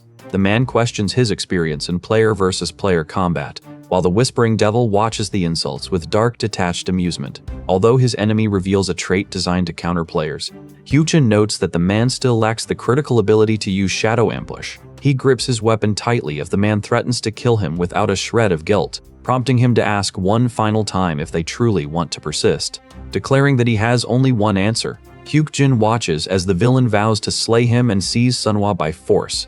As the battle intensifies, he triggers a device to create a flash of light and an opening for his blade. He lands a blow, and as his enemy coughs up blood, he declares the injury as the result of their own actions. Hyuchin stands in the aftermath, holding his drink while remaining silent and contemplative now that the confrontation has ended. The remaining thugs exchange bewildered glances, wondering why they remain stuck outside the dungeon barrier while the administrator continues to bar their path. One man sneers at his companion, declaring they can no longer afford to live complacently. He vows to slaughter his rival and abduct the girl to settle the score once and for all. They hatch a plan to lie in wait, reasoning that once the others emerge from the dungeon, their exhaustion will make them easy prey for an ambush. Dismissing him as nothing more than a decent fighter, the group shifts their strategy to target So Yuhyun instead, convinced that neutralizing the Fist King will ensure their plan succeeds. Without warning, Hyuchin lunges forward, forcing the man to scramble backward and narrowly avoid a lethal strike as panic ripples through the ranks. The opponent reels in shock, his confidence shattered as he realizes Hyuchin has abruptly shifted his fighting style and surged in power mid-duel. Turning his attention to the enemies, Hyuchin faces a retaliatory volley of arrows that whistle through the air, escalating the chaos of the fray. He sidesteps the barrage, but a sudden threat emerges from his blind spot until Sunhwa intercedes, raising her platinum shield to deflect the incoming projectile. Seizing the opening, Hyuk-jin drives a power fist into Byung-goo's stomach, triggering explosions across the chamber. He glances toward the shadows, wondering if this escalation was intended, while the group screams for reinforcements to save their leader. Dashing through the narrow corridor, he becomes a blur of motion, his blade ringing out as he clashes against his foes in a high-speed display of lethal precision. He senses every incoming strike before it lands, his mind dissecting their movement patterns to predict exactly where they will attack next. Jang Tian watches in stunned silence, utterly unable to comprehend how his target managed to block a projectile fired from his absolute blind spot. Hyuk-jin shouts a warning to his party about Jang Tian's underhanded surprise attacks, even as the remaining thugs mock him for relying on his companion's protection. He steps toward the hooded figure, his gaze cold as he demands to know if the man feels any justification for his pathetic attempt to kidnap a young girl. The terrified archer frantically begs Ju-on for help, but his pleas go unanswered as Hyuk-jin relentlessly closes the distance to end the fight. Hyuk-jin watches in shock, realizing Yu-yun is far stronger than he anticipated while surveying the bloodied, defeated man on the floor. The purple-haired man panics, desperate to understand why their ambush failed and where his calculations went wrong. An onlooker realizes Hyuk-jin's combat skills and stats have surged, clearly exceeding those of the future Fist King, forcing himself to stay calm. Hyuk-jin plots to exploit the fact that while his opponent may have deduced his trait, they remain ignorant of his true skills. He signals for an attack, but the enemy is left confused when hit by nothing more than room temperature water from a thermos. Holding out the device, Hyuk-jin bluntly rejects the man's agitation and confirms the reality of their dire situation. He tells the group to look around, but a wall shatters as wasps emerge from a portal to swarm them. Panic erupts as the men realize these are not ordinary bees, and Hyuk-jin is quickly stung by the relentless swarm. Fighting back, he identifies this as the Attack of the Honeybees event, triggered by the scent of the honey water he carries. These monsters are dangerous because they attack in the thousands, so he warns that without a fire mage, avoidance is the only viable strategy. He orders everyone to the ground, knowing the bees ignore targets below a certain height, though the agony of their venom proves fatal for those who fail to dodge. The sting of the venom is agonizing, and Hyuk-jin watches as a victim is overwhelmed by the swarm of giant wasps. The chamber fills with screams as the insects consume their prey, forcing him to witness the tower's reality. Amidst the carnage, he stands over his defeated opponent, finally catching his breath after the violent clash. He delivers a cold, final judgment to the fallen enemy, stating that those who resolve to kill must be prepared to face death themselves. Turning his gaze to the fallen enemy, Hyuk-jin reflects on the dark path that led to this inevitable confrontation. A system notification marks this as the first player kill since the tutorial, triggering the awakening of his dormant eye for an eye ability. He stands stunned to acquire this second innate power, especially considering he already commands the Eye of Perception. Memories surface of the ability's reputation. It is feared in player versus player combat for the critical buffs it grants after a preemptive strike. He wonders why such a well-known power remained hidden until this moment, pulling him into a brief, intense reflection. Sunhwa moves to comfort him, insisting the kill was a necessary act and pledging her loyalty regardless of any labels. She tries to console him, mistakenly assuming his Simon stems from distress over the deed. A faint smile touches his lips, masking his internal detachment as he prepares to address their questions regarding the upcoming weekend dungeon break. He decides that he would rather be a murderer than allow his group to perish, confirming he harbors no regrets. The Lady of the Scales, observing his unwavering resolve, begins to consider granting him a substantial gift. Hyuk-jin realizes he remains the least unsettled person in the room, left to wonder if his nature has fundamentally shifted. His gaze shifts toward the hooded figure, a man Hyuk-jin recognizes as the one responsible for his father's death. He stands before the crystal and notes that they only need to destroy 2 more to clear the dungeon. The Soul Station crystal pulses, rejecting intruders, but his Eye of Perception detects the lethal trap hidden within the aura. He orders the others to retreat, knowing he must face the volatile crystal alone to prevent further casualties. Summoning the honeybee stingers, he relies on his Mandra's gloves to provide the poison resistance needed to withstand the toxic gas. Aware that his current resistance is insufficient, he realizes he must shatter the object before the spreading fumes overwhelm his lungs. As thick smoke billows, the poison seeps into his skin, forcing him to fight for every breath while locking his focus on the target. The Eye of Perception warns of danger, so he channels his strength into a strike against the barrier. Finally, he neutralizes the lingering poison and shatters the target, securing the Soul Station crystal in a final burst of effort. With half the conditions met, he notes the nameless observer's keen interest, aware that the Whispering Devil had hoped the toxic gas would end his life. He explains to Sunwa that he survived the ordeal only by utilizing the unique properties of the honeybee stingers he had previously secured. He explains that the item description provided the secret to neutralizing the deadly smoke, then asks his companion why he is staring with such intensity. He clarifies that the insight actually originated from Jackson, then signals the others that it is time to move. Sania watches him approach the crystal, her gaze full of expectation. He reveals that he collected the bee drops specifically because he already knew they possessed a neutralization effect. As more guardians flood the channel to witness his strategy, he pauses in deep, silent contemplation. The true master of the heavenly demonic mountain enters the channel just as he unleashes a burst of energy from his gauntlet. Channeling his power, he successfully clears the Soul Station dungeon and seals the break. An ethereal figure manifests to distribute the rewards, noting that the importance of this clear warrants her personal intervention. Suspecting a special reward is imminent, he waits as the system confirms a bonus stat point for the party and a special selection for him. He reviews his options, keenly aware that the nameless observer watches closely to see which one he picks. Weighing the value of the gold, he realizes early player earnings are heavily taxed and prone to government seizure, leading him to decide against it. To avoid losing his assets to state confiscation, he chooses the recovery elixir type B instead. The nameless observer remains curious, while the Lady of the Scales doubts the choice and the Whispering Devil finds it amusing. He prepares to step into the portal as his companions watch him depart. Later, while riding a bus, he encounters a stranger and asks for their identity, while another figure nearby offers to handle the situation. Ha-Jin casually mentions his 100 million won savings, fully aware of the power that comes with standing at the summit. When a man asks if his companion is intoxicated, Hyuchin dwells on the catastrophic fallout should the current matter remain unresolved. He understands her skepticism, knowing such a sum is far beyond anything his family has ever called their own. Recalling how the recovery elixir once treated a specific malady, he delivers it to a wealthy buyer, mirroring the exact steps a predecessor once took. The man notes the dungeon acts as a gateway, and Hyuchin remembers the buyer suffering from that very target disease. This client is the same one previously visited, and through this precise trade, Hyuchin secures 1 million USD. He prepares to address the inquiries, confident the trade will succeed because he is mirroring his original timeline. The elderly man appears visibly nervous as Hyuchin inspects the golden potion, confirming the transaction is locked in. Begrudgingly providing his aid, Hyuchin successfully cements a connection with an individual of extreme influence. She stares at her phone in shock while Hyuchin successfully taming the creature.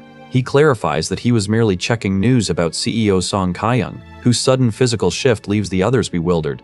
Confirming the authenticity of the hair, he notes the elixir's growth effect, which also explain the CEO's sudden transformation. This elixir is actually a potent hair growth treatment, a fact that prompts the prestigious CEO to see immense potential in investing in him. A shadow warns that the seed he consumed is actually a poison, even as he finalizes the lucrative deal. Hyuchin secures the necessary support for Sunwa's adoption, already planning to move his family into the new house he has purchased. As they discuss the family returning home earlier than expected, a mysterious blue portal suddenly tears open on the city street. He wonders if he will be targeted for his refusal. Left momentarily speechless before the unexpected sight, the plan to eat out with his mother is abandoned when a flashgate opens, shocking him with its abrupt arrival. He promises to manage the chaos and stands before the portal as it rips through the pavement. He spots Shinyan Seo, a player, standing before the swirling rift, whose presence here hints at her future rise as the Sword Empress. Stepping off the bus to investigate, he recognizes this Hongjae-dong flashgate as the historical catalyst for her legendary debut in the world of high-stakes PvP. He moves toward the rippling blue energy, observing her as a mere girl oblivious to the lethal reality lurking on the other side of the veil. As she spots him, she demands his identity, leading him to reveal himself as a player capable of sensing the system's hidden thresholds. A quick glance at her status window reveals a level 19 player. The system describes her as a pure but two-faced individual, though his own perception limits prevent him from seeing further. He offers a grim warning that monsters will soon spill out, explaining that he has been proactively purging these rifts to avert the impossible catastrophes he witnessed in his previous life. The memory of the Soul Station disaster where countless lives were lost to ignorance fuels his desperate need to intervene before history repeats itself. Though she trembles with visible anxiety, he offers reassurance by hinting at her dormant potential, successfully convincing her to join forces for the upcoming clear. Both are stunned to discover they share the exact same level, and he immediately dispatches a party invitation that she accepts without hesitation. When she asks for his age, he claims to be 20, mentally bracing himself against the weight of his true years, and remains firm when she suggests dropping formalities before the job is done. Stepping into the gate together, he views this as a vital chance to witness the birth of a legend, while securing his own footing in this rigged game. Back on the street, a woman lingers by the empty space where the portal once pulsed, searching the silence for the man who has already vanished inside. Stepping into the Flashgate underground tunnel, Hyujin notes the return gate remains active, anticipating an easy clear since he knows Yanseo clears this location solo in his memories. A sudden system notification heralds the spawn of several monster rabbits, some of which have already reached level 20. Yanseo dismisses the creatures as weak, noting their lack of the threatening presence seen in more lethal monsters,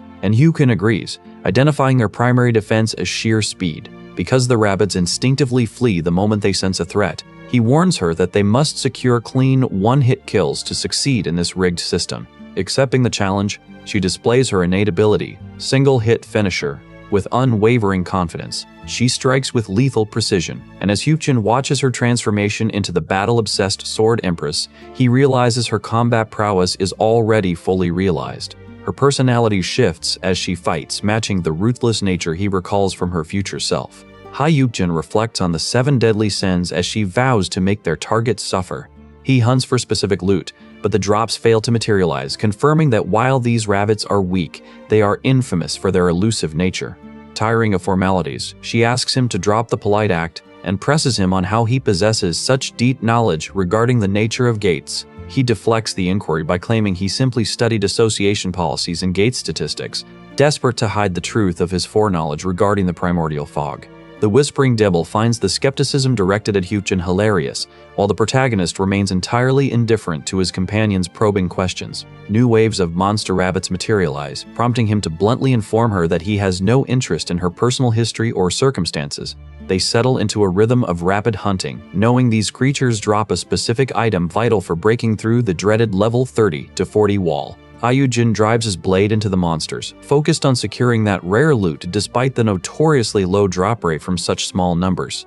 Meanwhile, Sania confirms to Roa that she is broadcasting the hunt, showcasing how Hyukin manages to keep pace with Yanseo's lethal speed. Roa attempts to pry into his status window, but a sharp access denied message flashes, confirming he has manually locked away his private data.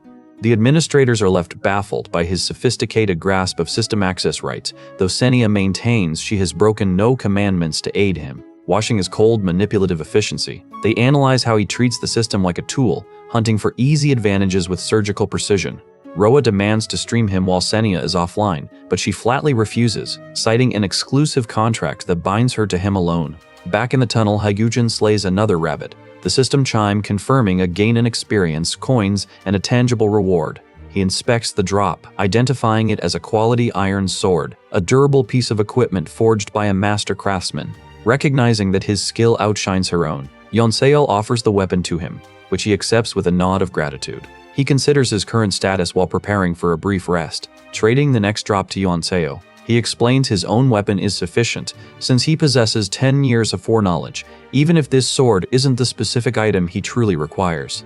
Hyukin swings his blade with lethal precision, wondering how many more monsters must fall before his desired drop appears within this rigged tutorial. A system alert signals a fresh wave of spawns, and he realizes he must secure the specific item before the gate hits its respawn limit. Finally, a golden orb manifests upon a defeated enemy, and he identifies it as the most valuable harvest available in this gate. The system reveals it as Legolas's ring, an accessory granting HP absorption that he recognizes as vital for his long-term survival. A tremor shakes the cave as the clear crystal appears early, catching him off guard. This crystal manifests because a precise number of monsters have been slain, a mechanic he recalls from his memories of how this gate was soloed in his past life. He and Yanseo focus on the immediate threat, choosing to finish off the remaining rabbits before debating the implications of the crystal's premature appearance. The system reminds him that rings are the only stackable equipment, so despite his growing exhaustion, he continues the hunt to fill his remaining 9 fingers. He vows to end the remaining creatures, methodically slaughtering them, to collect every necessary ring regardless of the hours the task requires. Yonseo watches him with growing suspicion, noting his unnatural efficiency and wondering how he possesses such intimate knowledge of the gate's layout. After a final flurry of combat, the system declares no more respawns remain, leaving her confused as the monster waves abruptly cease. Maintaining his focus, he leads her toward the exit while she questions their path and wonders why he remains so unmoved by their intense circumstances. A sudden, resounding crack fills the chamber as the clear crystal is forcefully destroyed, signaling the immediate end of the challenge. With the flash gate cleared, he stares at the tunnel, satisfied he has enough since gates cannot be re-entered. A man nearby recoils in shock, his eyes darting toward the winged figure looming behind him as he curses the brats for causing such a scene. Hyuk-jin uses his abilities to return home, his mind racing with the difficulty of explaining the day's bizarre events to his sister Ah-young. Without warning, a swirling blue portal tears through the air, leaving both him and his companions stunned by its sudden, inexplicable arrival. They soon realize they have materialized back at their original entry point, yet the area feels unnervingly empty and fundamentally altered. The pixie administrator Roa suddenly announces that the true master of the heavenly demonic mountain has officially requested the creation of a new PvP zone. Hyuk-jin immediately identifies her as an administrator, inwardly groaning at why he is the one burdened with managing the sudden flood of administrative paperwork. Roa gestures toward the two players currently commanding the most attention, a genius swordsman backed by the true master, and a mysterious player famed for his intuition. Yonseo quickly realizes the PvP zone is a safe environment, noting that all damage sustained will be fully healed once the match draws to a close. The pixie deftly encourages the watching guardians to cast their votes for a victor, showcasing her innate talent for managing divine entities. Her polished social grace stands in stark contrast to Senia, who continues to struggle significantly with basic human communication. Turning to Hyukin, Yonseo voices her deep confusion and anxiety, questioning whether they can truly survive the strange encounter ahead. He offers her a calm, steady look, reassuring her that death is impossible within a PvP zone and promising to handle the situation. When Hyukin openly remarks on his lack of a designated guardian, the Lady of the Scales, the Whispering Devil, and the Courageous Lion King all react with visible shock. As one figure drifts off to nap, the other administrators descend into a panic, wondering if he has somehow uncovered the secret behind the guardian selection process. Roa dismisses their mounting concern with a wave of her hand, preparing to officially initiate the high-stakes PvP match. Hyuk-jin interrupts her, turning his gaze toward the true master to question whether a noble guardian truly encourages such acts of betrayal. Yonseo stands firmly by his side, declaring that she refuses to betray the person she trusted to watch her back in battle, regardless of the true master's demands. The true master of the heavenly demonic mountain steps forward to declare his identity as the leader of 1,000,000 followers, a figure Hyuk-jin recognizes as Yonseo's eventual protector in his previous life. Known for his warmongering nature, he mirrors the courageous Lion King in his absolute devotion to the path of the warrior.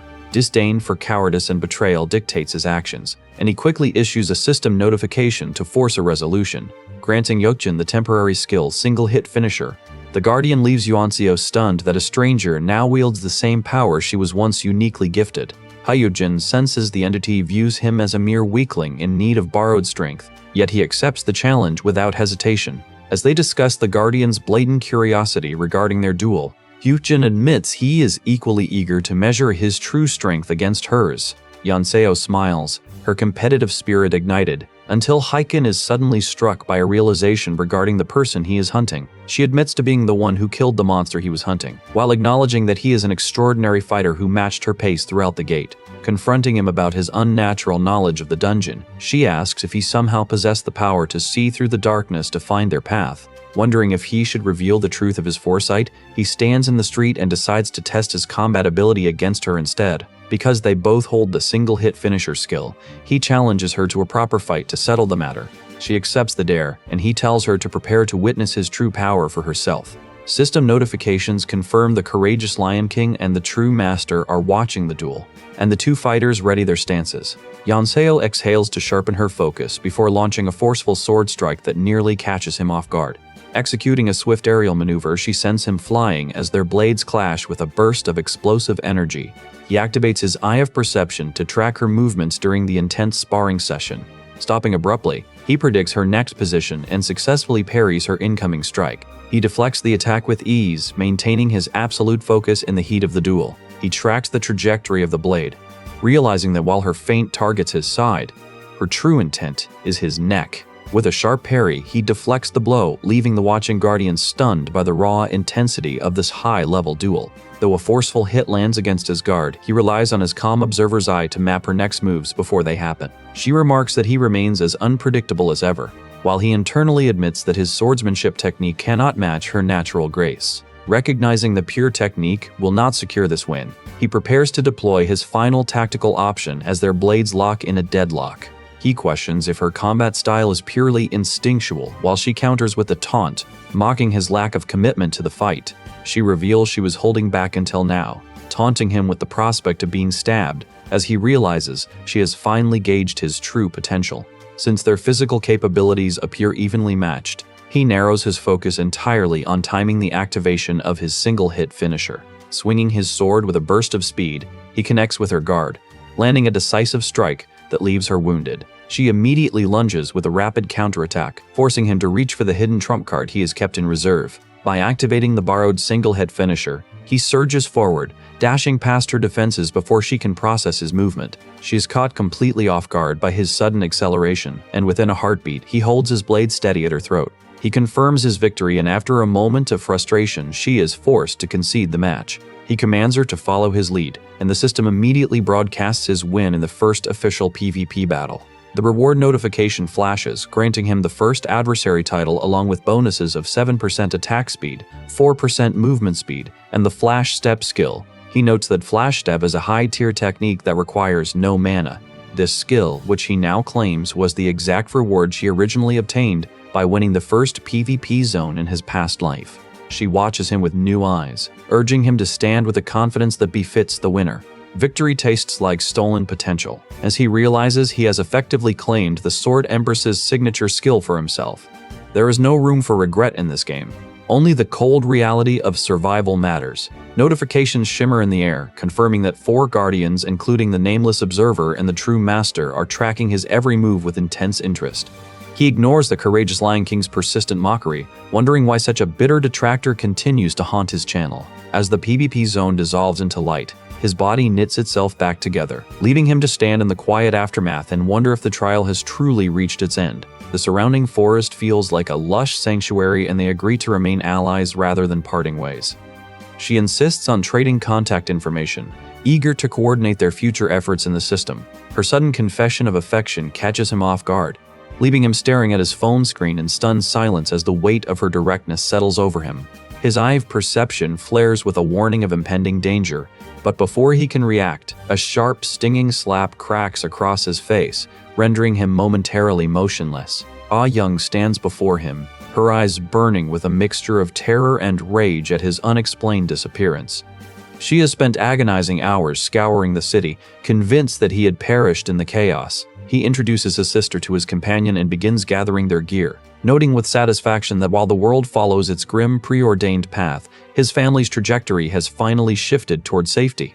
Across the globe, the cataclysm grinds on, with the Sungshin group frantically rebranding their game-related assets as new tech in a desperate bid to win the ongoing research race.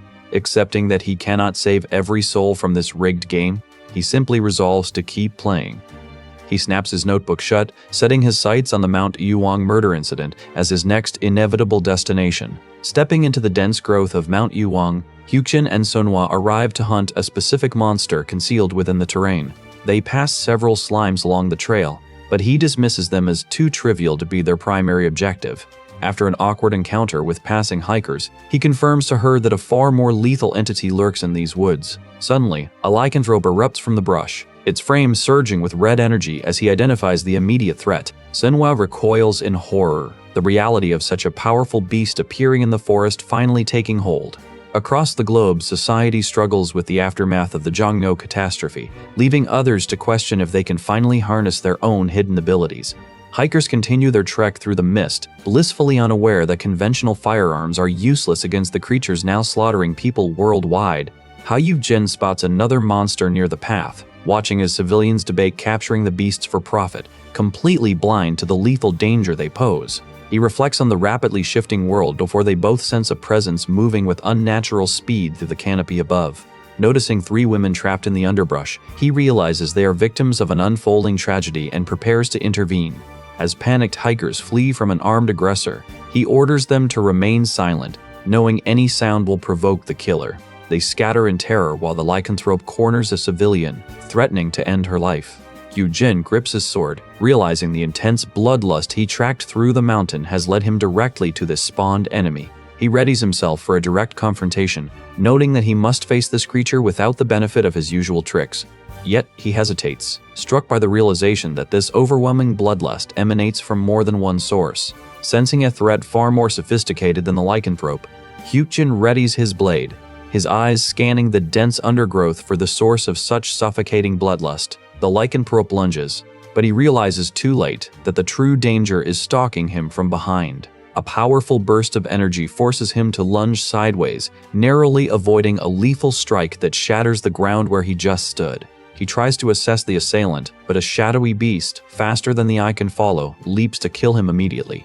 Recognizing this ambush as a cruel divine trial, he activates Flash Step, weaving through the dark to unleash a concentrated blue energy blast in retaliation. Switching to his excellent player title for a vital 20% damage boost and 10% speed increase, he drives his blade into the creature with a piercing, excellent strike. The steel reveals a level 27 six-tailed fox, and he is stunned that such a spirit-type monster appeared so early. The fox growls, snarling as he unleashes another energy blast. Yet he remains deeply troubled by the unnatural timing of its sudden arrival. Nearby, a survivor screams in agony as a werewolf tears off their arm, stalking toward the wounded prey with predatory patience. Sunhwa shifts into a defensive stance, recalling how Hyujin once soloed this monster, and prepares to use taunt to drag its focus away from the victims. She wonders how he would handle this mounting pressure, even as the monster's howl begins to manifest as a tangible physical force. Although the technique paralyzed her in their last encounter, she realizes she is no longer affected by the status abnormality and braces to hunt the beast. Activating Platinum Shield, she intercepts a vicious claw swipe determined to prove to Hyujin that she can withstand the monster's onslaught. She lunges forward to grab the creature, refusing to yield as she struggles to contain the fight and keep the beast pinned. The lycanthrope lunges with a roar, forcing Hyujin to counter with a swift, magical sword strike. Dark energy lashes out against the beast as he strikes, leaving his companion shocked by his power.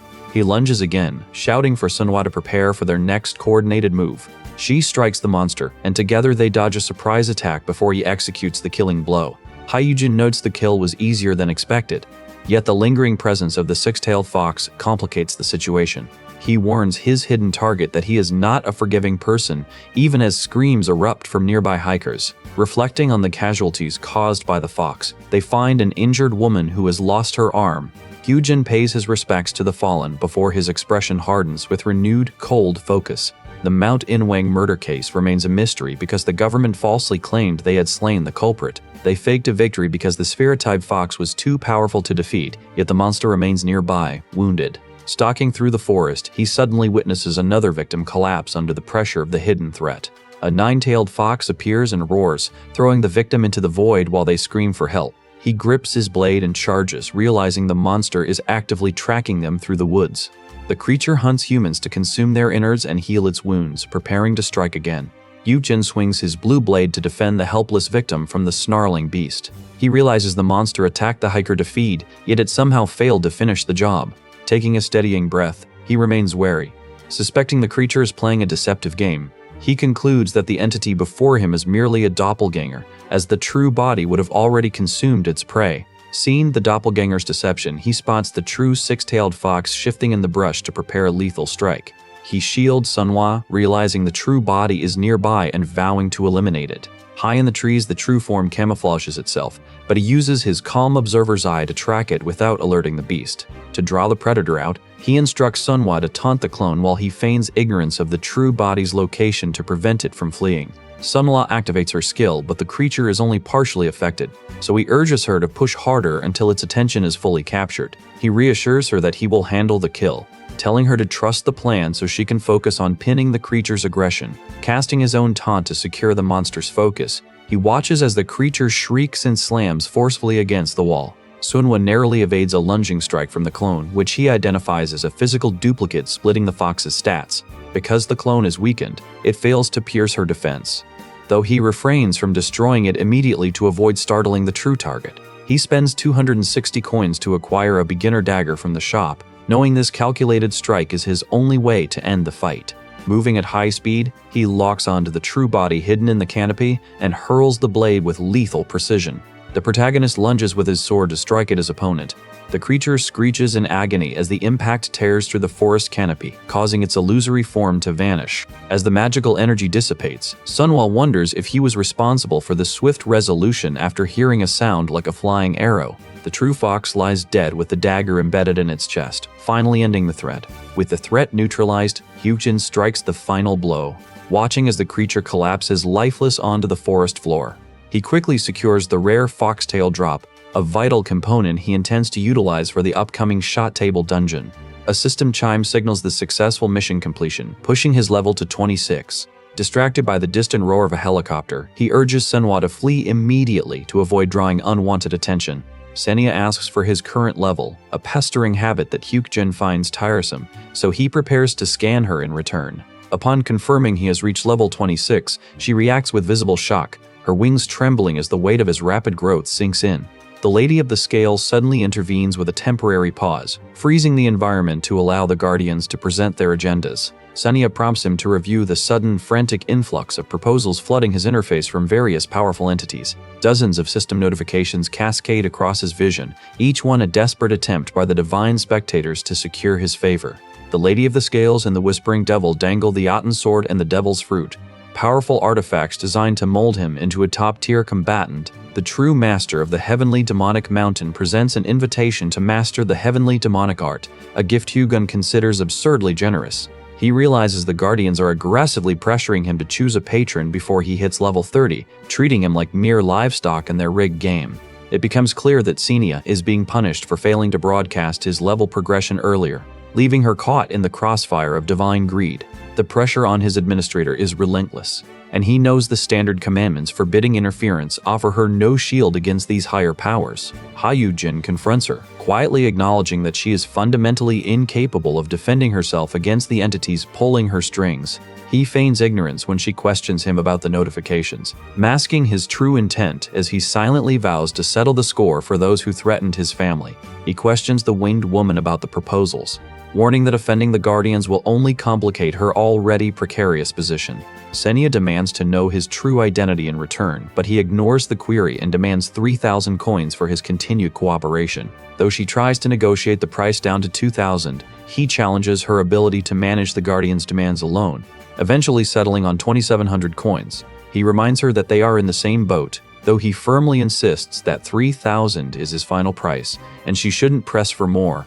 As the system pause dissolves, he asks for the contract to sign, leaving her stunned by his blatant disregard for the typical power dynamic. Later, he receives a call from Shinyon Sale and asks about the article identifying her as the Mount Inwang Slayer. She expresses deep gratitude, revealing that his intervention had indirectly saved her mother's life at the hospital. Amused by her earnest tone, he asks her to join him on an upcoming trip for a few days. The following day, he informs his party that they are not heading out on a vacation, but to Osaka to raid a gate before it breaks. He asks for their trust, noting that while the specific contents are unknown, every gate carries the lethal risk of breaking and causing mass casualties. Even with careful preparation, he warns that this specific gate may open too rapidly, potentially costing hundreds of lives if left unchecked. His goal is to minimize those casualties by arriving at the critical moment, just as he did at Mount Inwang, before he excuses himself to finalize his plans. He clarifies that this is a dangerous raid rather than a leisure trip, promising to cover all expenses provided they bring their passports to the airport. He clarifies that the trip is a mission, not a vacation, though she questions his motives, suspecting he only acts tough to mask his own nerves.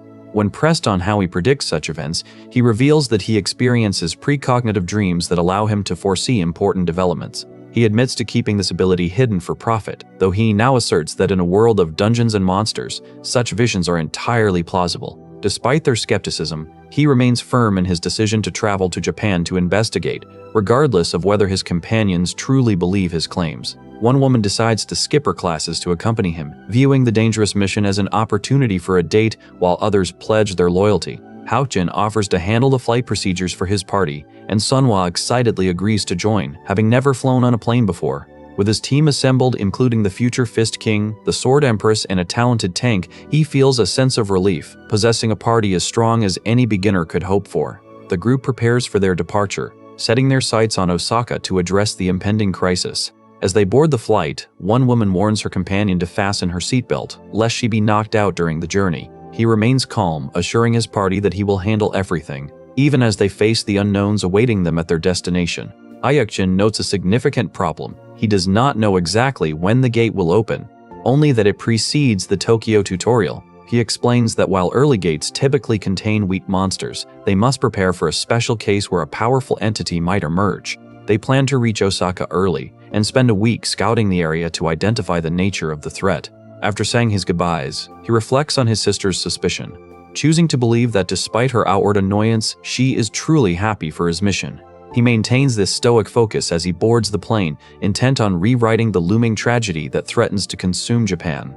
Upon touching down in Dontonbori, he guides his party through the bustling streets, acutely aware that a hidden gate is primed to shatter and unleash chaos. His objective is absolute: neutralize the threat before it can manifest, a challenge the group pledges to conquer together before their return. A local thug soon blocks their path, threatening grave consequences for crossing the young master, but Hyukjin brushes him aside, declaring he alone will handle the fallout. Beside him, Sanir remains invisible to the surrounding crowd, her voice a sharp warning to the others to remain silent while he engages with the locals. When his companions probe for his true intent in Japan, he masks his lethal mission as a simple vacation, though their lingering suspicion remains evident. The administrator reminds him that divine commandments strictly forbid her from leaking confidential data. Yet she confesses that anonymous guardians are now demanding a specific quest. She formally issues the Turtle Nest mission, commanding him to track down and obliterate the source of the encroaching gate. He begrudgingly accepts the task, and the party shifts their focus to hunting for the monster nest, using the hunt as an excuse to scout for a dinner spot. Throughout the process, he skillfully baits the guardians and his administrator to squeeze out maximum profit, leaving onlookers stunned by his sheer gall. He pauses to address the celestial entities, politely declining their formal patronage and refusing to tether his future to any single divine power. Instead, he offers them only the spectacle they crave, promising a performance worth their investment as he turns his gaze toward the gathering danger. As the Tokyo tutorial gang sponsors, an angel appears and asks if this is part of his design. He moves through the city streets, fully aware that he is dancing with danger by manipulating the system's rigged game for his own gain. After meeting an associate in a darkened room to secure a new opportunity, he joins his party at a restaurant to finalize their next move. Suddenly, piercing screams shatter the atmosphere as terrified civilians flee a nearby threat, forcing the group to stop and assess the immediate danger. They realize they have stumbled upon the Turtle Nest gate site, demanding desperate caution as a survivor crawls toward them, begging for their life. Hyukjin instructs Sonhwa to take the lead, knowing that while others are unused to letting a young girl spearhead their advance, her durability is essential for their survival. Stepping through the portal into the Turtle Cave, they emerge into a dark, muddy swamp where the environment remains completely unknown. Because this specific gate has never been cleared before, he struggles to read the treacherous terrain, his senses heightened by the oppressive, suffocating darkness. A mysterious, floating, pixie-like figure appears in the gloom, smirking as she takes a sudden, predatory interest in their arrival. He recognizes the chilling sensation of being watched by a superior being. It is Celine, an intermediate administrator whose power level far exceeds his own. Celine senses a veteran's aura radiating from him, though she openly expresses regret that she chose to stream the Korean server rather than the Japanese one. Formerly the rising star excavator of the Japanese server, she hints that other players are likely trapped inside the gate and promises that their paths will cross again. A creature erupts from the water, warning that they will fail to clear the gate and perish. He immediately directs the party to purchase a gate map from the item shop, as it provides real-time tracking for every member. Though the map requires a steep investment of 1,000 coins, the group follows his lead without hesitation, trusting his instincts as their only path to survival. Determined to scale these initial obstacles and reach greater heights, he teaches them to coordinate their movements through the map's interface. He explains that yellow signals signify alerts, while red indicates immediate danger, strictly ordering them to remain silent to avoid drawing unwanted attention. Splitting the group into pairs, he assigns So Yu-yun to partner with Yanseo, despite the former's grumbling about the heavy workload ahead. As he and Sunwa scout the murky swamp, he warns her to watch her footing while he tracks the swirling dark energy beneath the surface. Yanseo tells Yu-yun they must cooperate, though she grows visibly irritated when he refuses to address her by her name. In the digital void, an administrator watches in disbelief as the Guardians abandon their current feeds to flock toward the channel featuring him and Senia. This administrator realizes the divine entities are being drawn to the combined star power of his companions, leaving their previous channels completely deserted.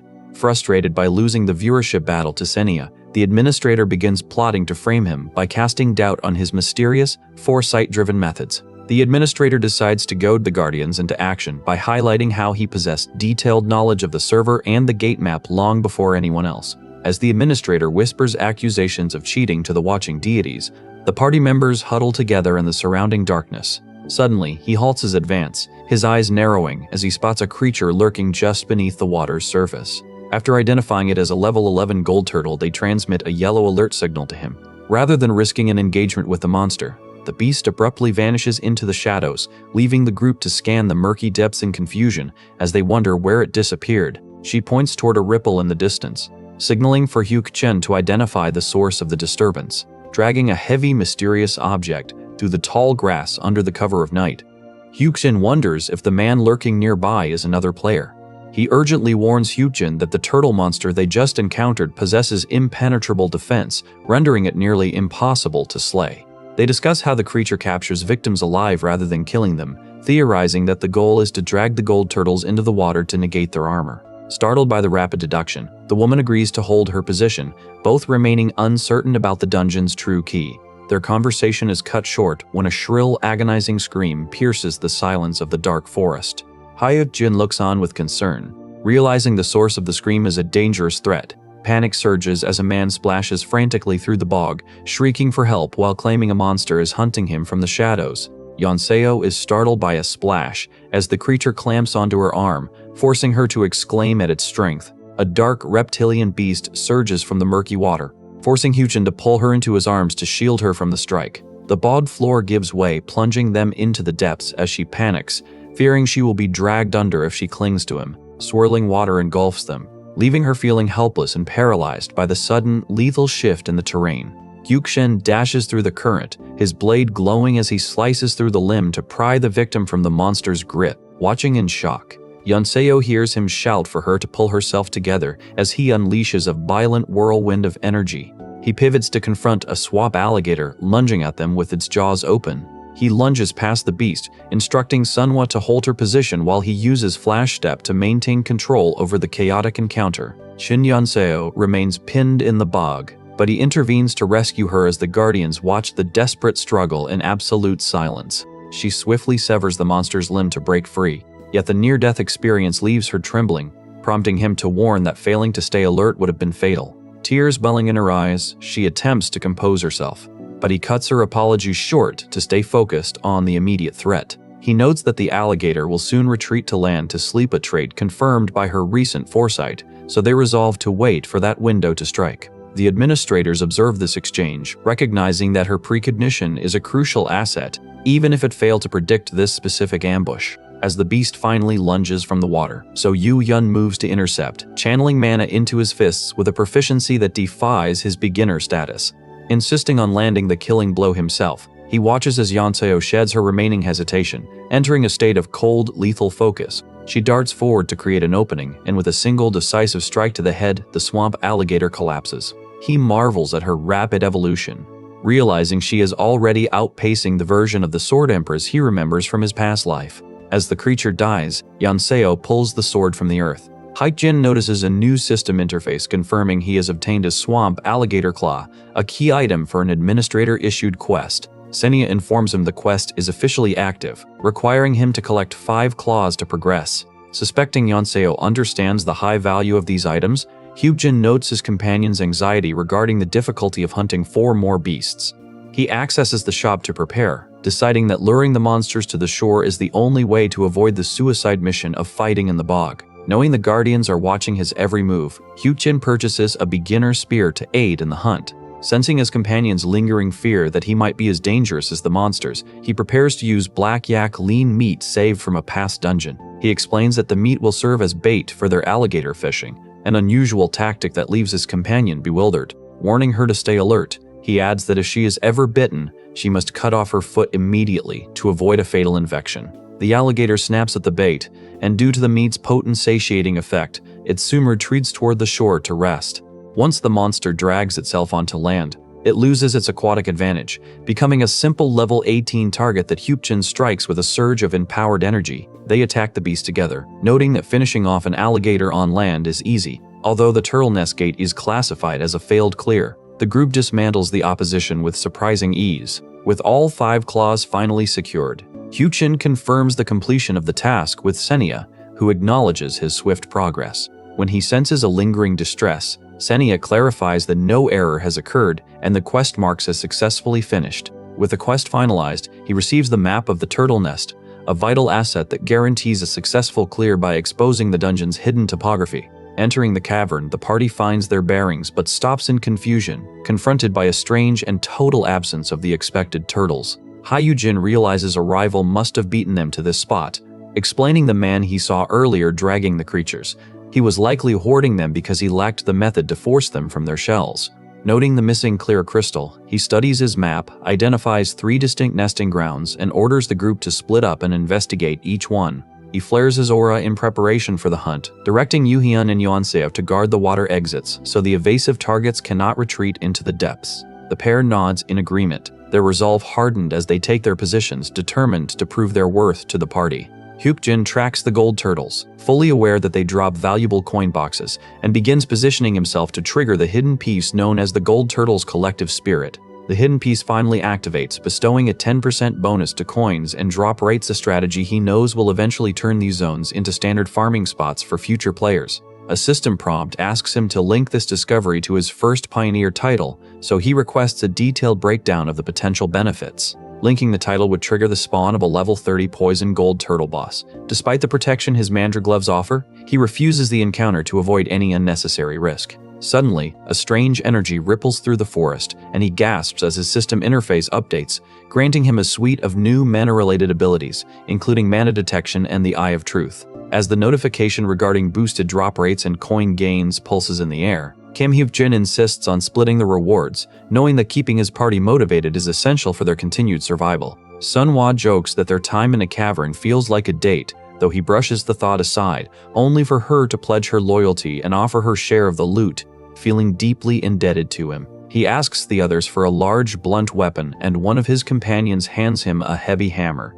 which he grips firmly to set his plan into motion. He weighs the tool, noting it is bad for moving targets but perfect for smashing stationary rocks to farm 70,000 coins. He surprises his companions by promising to distribute the remaining loot evenly among them, reassuring the group that he will manage the logistics because he knows they need tangible incentives to remain focused. He swings the hammer to strike the object, echoing metallic clangs through the cavern. The impact shatters a gold turtle, granting him a surge of experience and coins, and he strikes again and again, watching the system notifications pile up as he maximizes his efficiency. His companions watch in silent awe, wondering if he possesses a unique class for blunt weapons, but he ignores their curiosity, focused entirely on securing 7 random coin boxes to unlock a hidden piece. A sudden flash of light startles him, yet he remains driven to secure the items before clearing the room, mentally vowing to eliminate anyone who dares threaten his progress. Nearby observers panic as they realize his strength and speed far exceed their own, while he pauses to catch his breath, contemplating the dangerous growth rate of the local demon beasts. He strikes the final target to secure the 7th random coin box, calculating that he has now earned 20,000 coins from the turtles, leaving him 50,000 short of his total goal. Opening the boxes, he gains thousands of coins in rapid succession, and though the total payout is lower than he initially hoped, he remains completely undeterred. Pausing to open the final box, he waits with bated breath, wondering if his carefully calculated plan will yield the result he needs. A yellow light manifests, yielding a mere 70 coins that leave him frowning at his luck before a sudden spatial distortion teleports him elsewhere. He activates the 4 boxes, shouting please as he hopes for a payout, but the influx of coins falls short of his target. He commands Senya to broadcast these rewards, successfully drawing the intense gaze of the nameless observer, Whispering Devil, Lady of the Scales, True Master, and Courageous Lion King. Explaining his gamble, he reveals a plan to utilize a double coin box, a rare item that doubles his current stash while excluding any currency obtained through trade. He tells his team he will share the rewards, but he notes her unease and doubts about the large sum. Senya highlights the constraints of his hidden piece connection, yet he admits he urgently needs 70,000 coins, a display of resolve that earns the lady's respect while drawing the devil's scorn. After compensating his team, he receives a 500 coin sponsorship from the lady, though he secretly finds her donation stingy given her legendary status. He signals so to shatter the clear crystal, and with a single energy-infused punch, the man clears the gate, granting everyone 500 coins and a beginner tower return scroll. The party readies their scrolls for extraction, noting with unease that the beginner tower has already formed while they were busy inside the Japanese gate. Sonia approaches to relay the final completion reward, prompting him to recall a specific quest issued by an anonymous guardian. He reaches out to claim 7,000 coins, reflecting on his vow to provide for his family, though he is genuinely shocked by such a high payout for a low-level gate. While she expresses disdain for the gate's pathetic difficulty, he ponders the identity of the mysterious benefactor, concluding it certainly cannot be the lady. Despite his efforts, the identity of this mysterious benefactor remains shrouded, leaving him no choice but to push the question aside for now. He grips the beginner tower return scroll to trigger their departure, yet a winged entity suddenly materializes, chillingly declaring that some transgressions are beyond forgiveness. The figure announces, "I will continue streaming from the Korean server's beginner tower," ignoring his protests. Stepping through the portal, he arrives at the D tower, his resolve hardening as he grapples with the weight of controlling this world's fate. He warns his party that the people surrounding them are merely NPCs, limited AI constructs existing solely to populate the tower's design. Once they realize they have returned to the D tower, he directs So and Shin to raid the Seoul Station dungeon 25 times, aiming to secure the early bird qualification. They acknowledge the strategy with growing confidence, while he reiterates the specific requirements needed to cement their early bird status. Feeling a sharp, scrutinizing gaze, he turns to his sister, telling her to head home safely, and promising to bring her a Malona ice cream later. The system generates a brief summary of her attachment to him, leaving him to wonder if this forced distance is simply the price of being properly prepared. Sensing a presence stalking him from behind, he steps onto the escalator toward the second floor, burning 100 coins to access the desolate space. When she questions if such an expenditure is a waste, he insists that the mere fact this floor is accessible is the only thing that matters. He realizes the second floor should not have opened on its own, concluding that the Demon King known as Nightmare must have manually triggered it. Having orchestrated disasters since the Cataclysm, Nightmare is likely inside right now, hunting for the exclusive bonus reserved for the first 3 visitors. Without warning, a glitched figure manifests, triggering a violent system alert that forcibly severs his eye of perception, leaving him paralyzed and writhing in agony.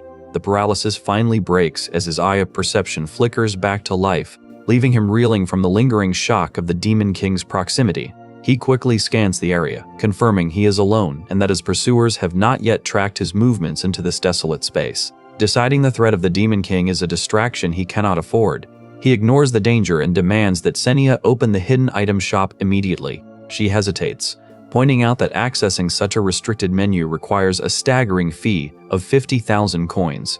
Hyuk-jin knows the window is only open for 60 seconds, but he secures a bargain sale bonus for being the second player to ever unlock it. He keeps a sharp watch on his remaining 70,000 coins, fully aware that every single one is vital to obtain his primary objective. After purchasing the High Advancement Assist scroll, he sees Senia watching him with growing unease, clearly wondering if this is another fruit of his foresight. Her suspicion of his unnatural knowledge deepens, as she struggles to reconcile his impossible efficiency with the reality of a normal player. A warning flashes across his vision as a digital avatar alerts him to a system error, prompting Neptune to initiate a formal bug investigation. Hyuk-jin smirks at the Cyclops-like administrator, openly challenging the entity to get closer if it truly wishes to scan his status. He intentionally provokes the administrator by calling it a pygmy, an insult that triggers an immediate volatile reaction from the digital entity.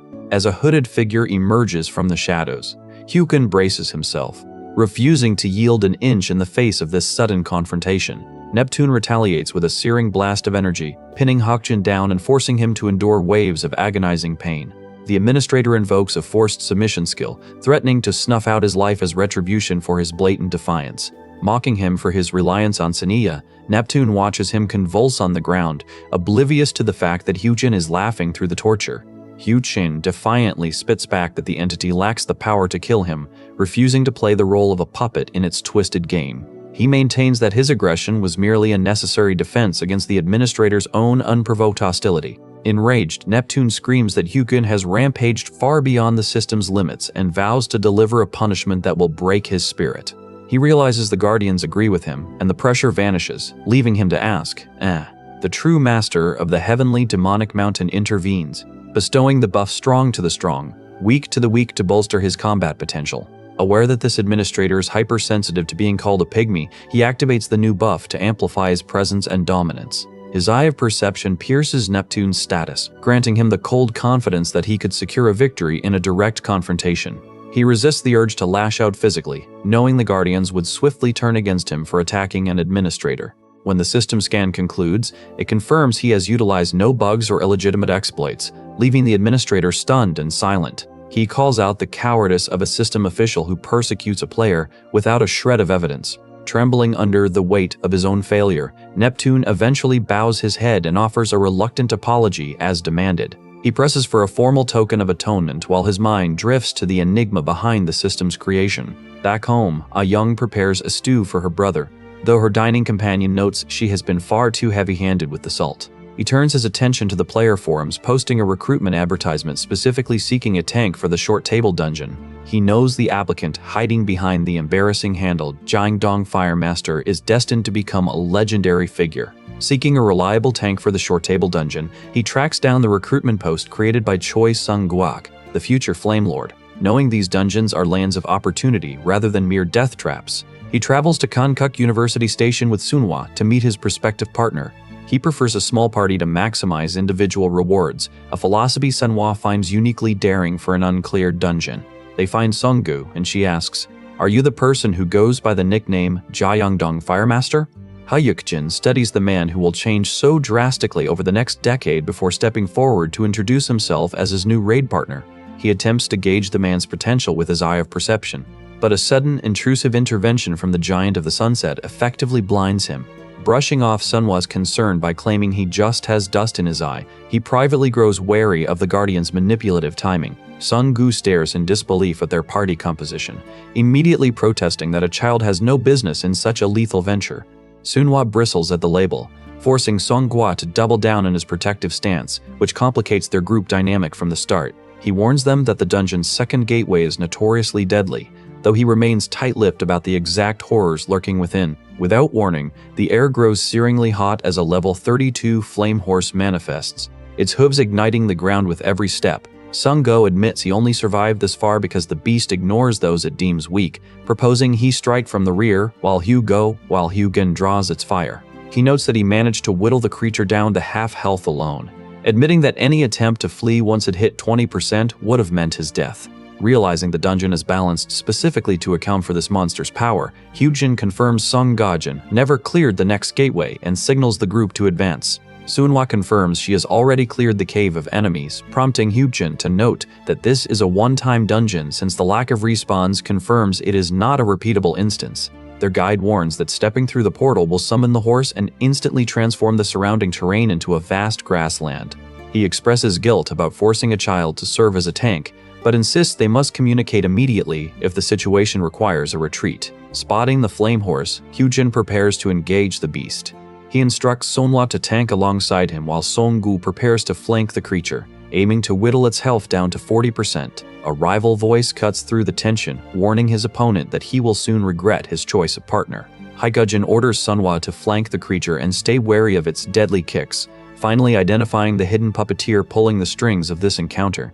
Together, they engage the beast, forcing it to scream in agony as Hyukjin maneuvers through the encroaching flames. Sunhwa weaves through the fire while Hyukjin prepares to counter the flames. She braces to deflect the incoming torrent with her staff, triggering a deafening explosion as they lock horns with the flaming monstrosity. Activating his fatal flame skill, Hyukjin lands a precise blow that grants him a stacking 3% critical hit chance bonus. He targets the creature's forehead, neck, spine, and heart, noting that a previously lodged dagger already amplifies the critical damage of his strikes. Sunggu continues to stack the fatal flames effect, further boosting his critical hit potential against the fire attribute monster. As the horse growls and snorts in defiance, the system issues a dire warning that the creature is beginning a ritual. Hyujin shouts for Sunhwa to make her move, then uses Flash Step to dash forward and strike the beast. driving his blade deep into the beast's hide. Hyuk-jin forces a desperate, piercing neigh from the creature. Watching in complete disbelief, Sung-gu stares as Hyuk-jin suddenly produces a fire extinguisher to combat the inferno. Knowing the beast will summon its master once its health dips below 20%, Hyuk-jin signals Sunhwa to spray the flames and stall the ritual. Frustrated by being kept in the dark, Sung-gui erupts in protest, but Hyuk-jin snaps at him to stop complaining and strike. Activating Fatal Flames, Hyuk-jin lands a precise, critical blow on the level 35 Flame Horse. The creature collapses to the ground, granting Hyuk-jin a surge of experience and 22 coins. Grumbling about the unfairness of the plan, Sung-go admits his confusion while revealing his past life as a firefighter. Sunhwa calls out, "Appa, the flame horse dropped an item." And he asks, "Essence of flame?" Realizing the item is perfectly tailored for him, Sung-go hesitates, questioning if he is truly worthy of such a prize. A system notification confirms the item requires the protection of the Giant of the Sunset, proving to Hyuk-jin that the dungeon was built specifically for the man. Urging him to claim it, Hyuk-jin proposes they split all future rewards to settle the debt between them. As Sung-gu consumes the essence, his body ignites, and he realizes the dungeon is a training ground constructed by the Giant. Hyuk-jin prepares to exploit their ownership agreement, while the Whispering Devil watches the scene with cold approval. The heat intensifies as Hyuk-jin realizes the Giant of the Sunset is manipulating the trial to favor Sung-gu, who now wields the essence of flame. Because he and Sunhwa lack that fire protection, they stand helpless before the 7-meter-wide river of lava, certain that crossing would mean instant death. Sung-gu confirms he can cross alone and urges his companions to let him proceed, but Hyuk-jin refuses to abandon his party. He insists they must find a way to cross together, knowing that leaving anyone behind in this hellish environment is a death sentence. Despite Sung-gu's hesitation, Hyuk-jin firmly maintains he will not forsake his companions, even as the inferno roars between them. He explains that while they cannot survive the heat, he is not asking to be left behind, but rather for Sung-gu to clear the path ahead with speed. Hyuk-jin urges him to use his newfound protection and the essence to open the gateway, as that is their only viable path to survival. Agreeing to the speedrun, Sung-gu prepares for the task, and Hyuk-jin thanks him for the tactical cooperation before they briefly separate. Hyuk-jin then purchases a Whisper Stone to open a private channel with Sanya. Intending to manipulate the broadcast for the Guardian's entertainment, he demands she cut the live feed, hoping to bore the entities until they lose interest and stop monitoring his every move. Sanya refuses, warning him to stay back because the Guardians are watching closely. He decides to cut the broadcast to create a cliffhanger, planning to edit in their escape later. Sensing he has a secret method for crossing the river, Sanya watches as he tells Sunhwa to prepare to climb onto his back should the lava begin to overflow. She agrees to pause the stream in 30 seconds, though she remains baffled by how he can speak aloud while simultaneously using the Whisper Stone. As the ravine of fire begins to consume everything, they frantically search for the river to escape the encroaching heat. When the channel suddenly goes dark, he panics and urges her to hold on tight. He explains he must shield them from the Giant of the Sunset's gaze, so they use the wall of fire to hide. To survive the crossing, he triggers Flash Step, steeling his nerves to brave the hellish flames head-on. He shields them both with Mandra's Cuirass, the gear he earned after grinding the Soul Station dungeon despite the constant pestering of the Guardians. The intense heat swiftly destroys his armor and the Pygmy's Ring, a trinket he had received as a forced apology from Neptune.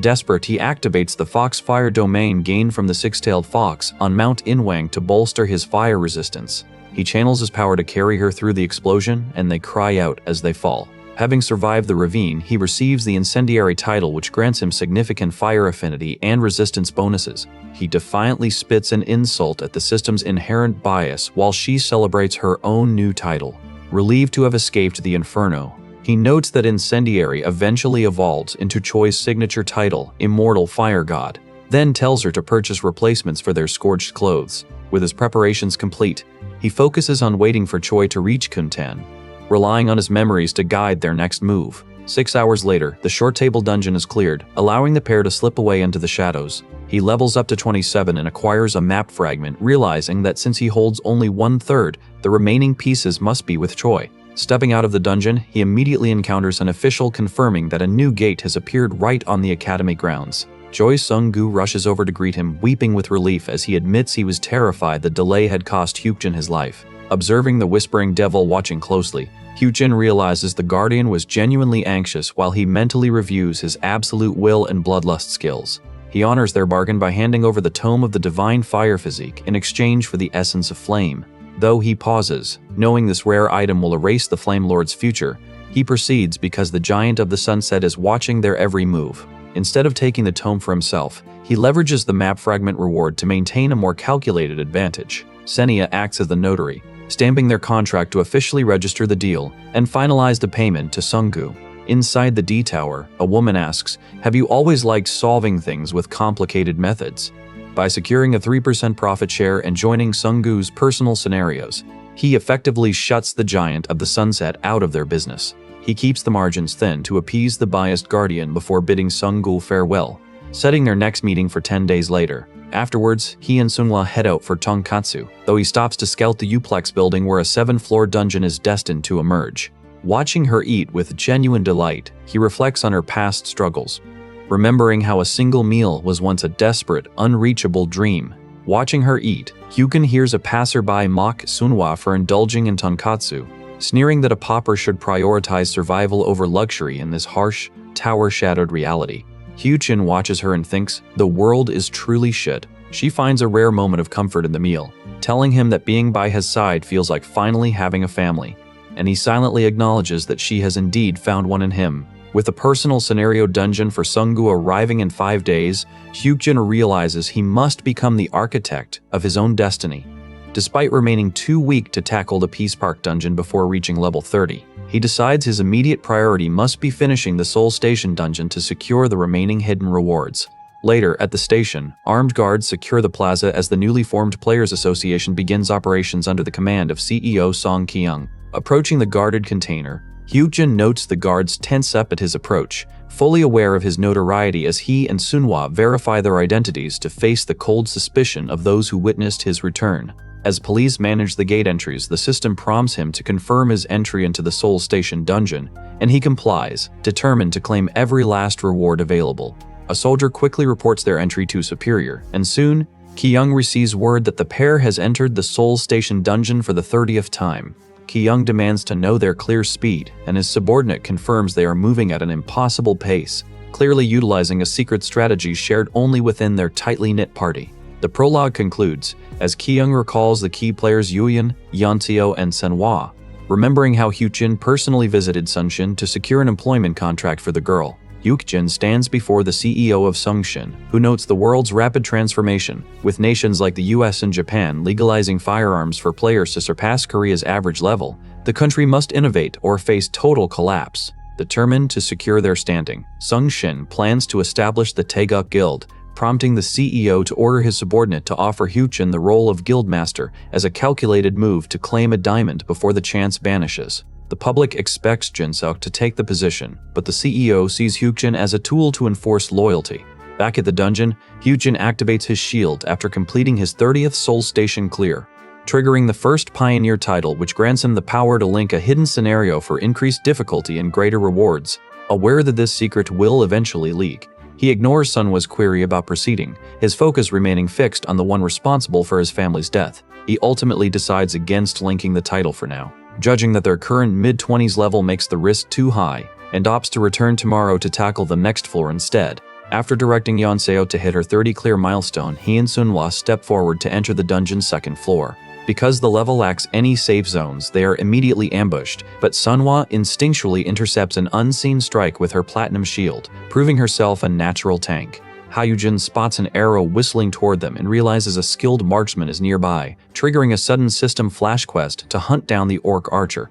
An orc archer draws its bow, aiming a magical projectile that forces Hyukin to realize these foes are far beyond the threat of conventional modern weaponry. Because these creatures possess near-total resistance to standard bullets and blades, the soldiers are helpless, proving exactly why these monsters are feared as apex predators. 10 orcs charge, but Hyukin ignores them to yell for Sunhwa as she barely deflects an attack. The system identifies the archer as level 28, and Sunhwa immediately triggers her taunt, drawing the creature's focus squarely onto her shield. Struggling to hold her ground, she warns that her stamina is failing, so Hyukin orders her to stay within 3 steps of him to keep their formation tight. He surges forward, ignoring her confusion, driven by the knowledge that he must turn the party into a singular, organic unit to prevent any casualties. Explaining that over-explaining would only dull their coordination, He forces them to rely on instinct to navigate the chaotic battlefield. Weaving through the orc line, he dodges arrows with ease while Yanseo follows, stunned by his uncanny ability to find the perfect path through the fray. He notes that the orcs react a fraction of a second too slowly, but the momentum shifts when their aggression suddenly pivots towards Sunhwa. Yanseo activates the heavenly demonic flying step to outmaneuver the sluggish monsters, her movements blurring as she closes the distance. As a magical arrow whistles through the air, Sunhwa hits her physical limit, leaving the group dangerously exposed. Hyukjin lunges from the shadows, his blade finding its mark in the archer's side, and he feels a surge of relief as the monster falls silent. He commands Yanseo to finish the job, and she drives her spear through the archer's skull with an excellent strike, netting them experience and 31 coins. She smirks, convinced the floor is simpler than they anticipated, but her triumph evaporates in an instant. Hyukjin screams a warning, and she barely twists aside as a heavy spear whistles through the darkness, missing her by a hair. She barely avoids the projectile, but the force of a follow-up strike sends her reeling as the cavern battle intensifies. Yugen fights to maintain his composure, shouting orders to the team because a single misstep in this chaos spells death for them all. Though exhausted, Yanseo forces herself to hold a flickering magical barrier while a fresh orc archer draws its bow to fire. Seeing a sudden, determined smirk cross her face, he realizes she is finally finding her rhythm. Together, they charge into the fray to engage the screaming orcs, Hyukjin relentlessly pushing the group to advance. He has intentionally withheld the specific mechanics of the second floor, desperate to avoid appearing as if he knows too much to the watching guardians. As they spot the true master's influence lingering in the arena, the duo launches a perfectly coordinated assault to clear their path.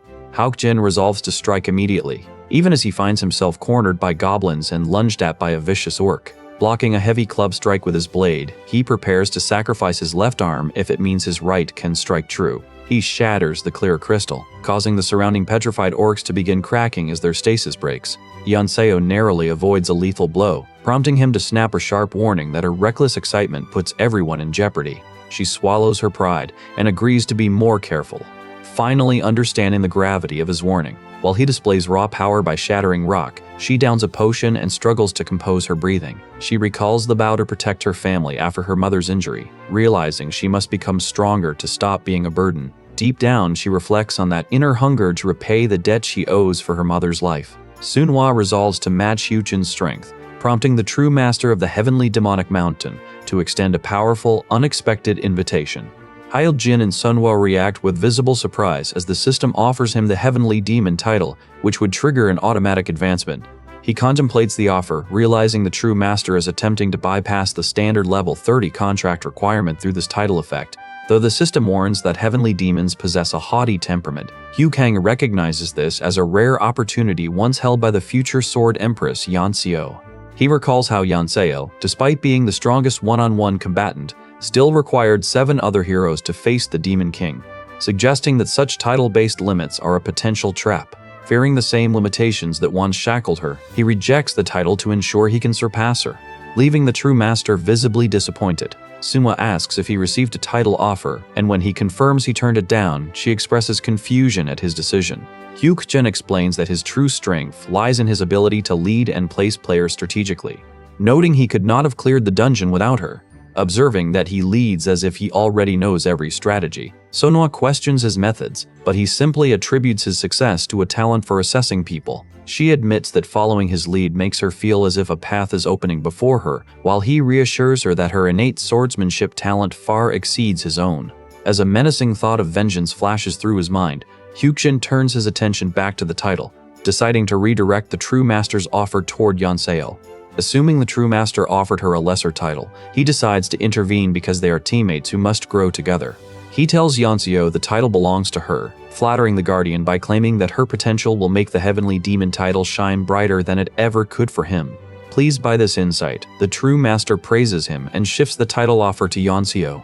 She stands shocked as the system notification presents the heavenly demon title to her, which she accepts with an excited cry. Magical energy surges around her, and she beams, happily announcing her successful advancement to him. He quickly covers her mouth, warning her to stay quiet because a seasoned player must keep their guardian contracts, titles, and unique abilities hidden. As blue light envelops them, they vanish and reappear within the village of the Orc Warrior, the dungeon's second gateway. Immediately, the system shines with a notification that the scenario has been altered, leaving him visibly shaken. Nearby orcs lock eyes with the intruders, and his companion stares in disbelief as she realizes the scale of the threat they now face. His frustration peaks when he spots a powerful, ominous figure lurking in the shadows, a great orc warrior. He realizes the scenario shifted to mirror their current power levels, a direct side effect of the true master's interference. Because the guardian named Yeonseyo, the heavenly demon, the rules have mutated. The orcs no longer turn to stone and will only grow stronger the longer the battle persists. Hyuk-jin grimly deduces the monster is evolving into a great orc warrior, a foe that far exceeds their current combat capabilities. This shift in difficulty forces a surge of frustration through him, as he realizes the loss of the Petrify perk removes his ability to bypass the great orc warrior entirely. He shifts his focus to stopping the orc archers from spawning, gripping his iron bar tightly as he readies his weapon for the inevitable clash. To keep the guardians guessing, he instructs the team to search near the tent, marked by the high-flying flag, passing it off as a standard scouting procedure.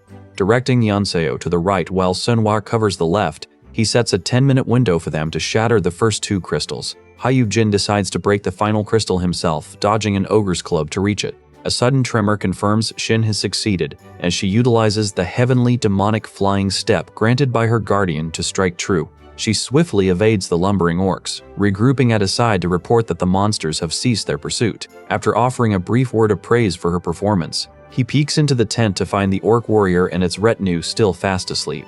He notes that his original objective to destroy the purple crystal has evolved into a direct combat scenario, now that the Petrify perk is gone. Dismissing the rest of the party, he pulls Shin aside to outline the precise, high-profit method for clearing this modified scenario.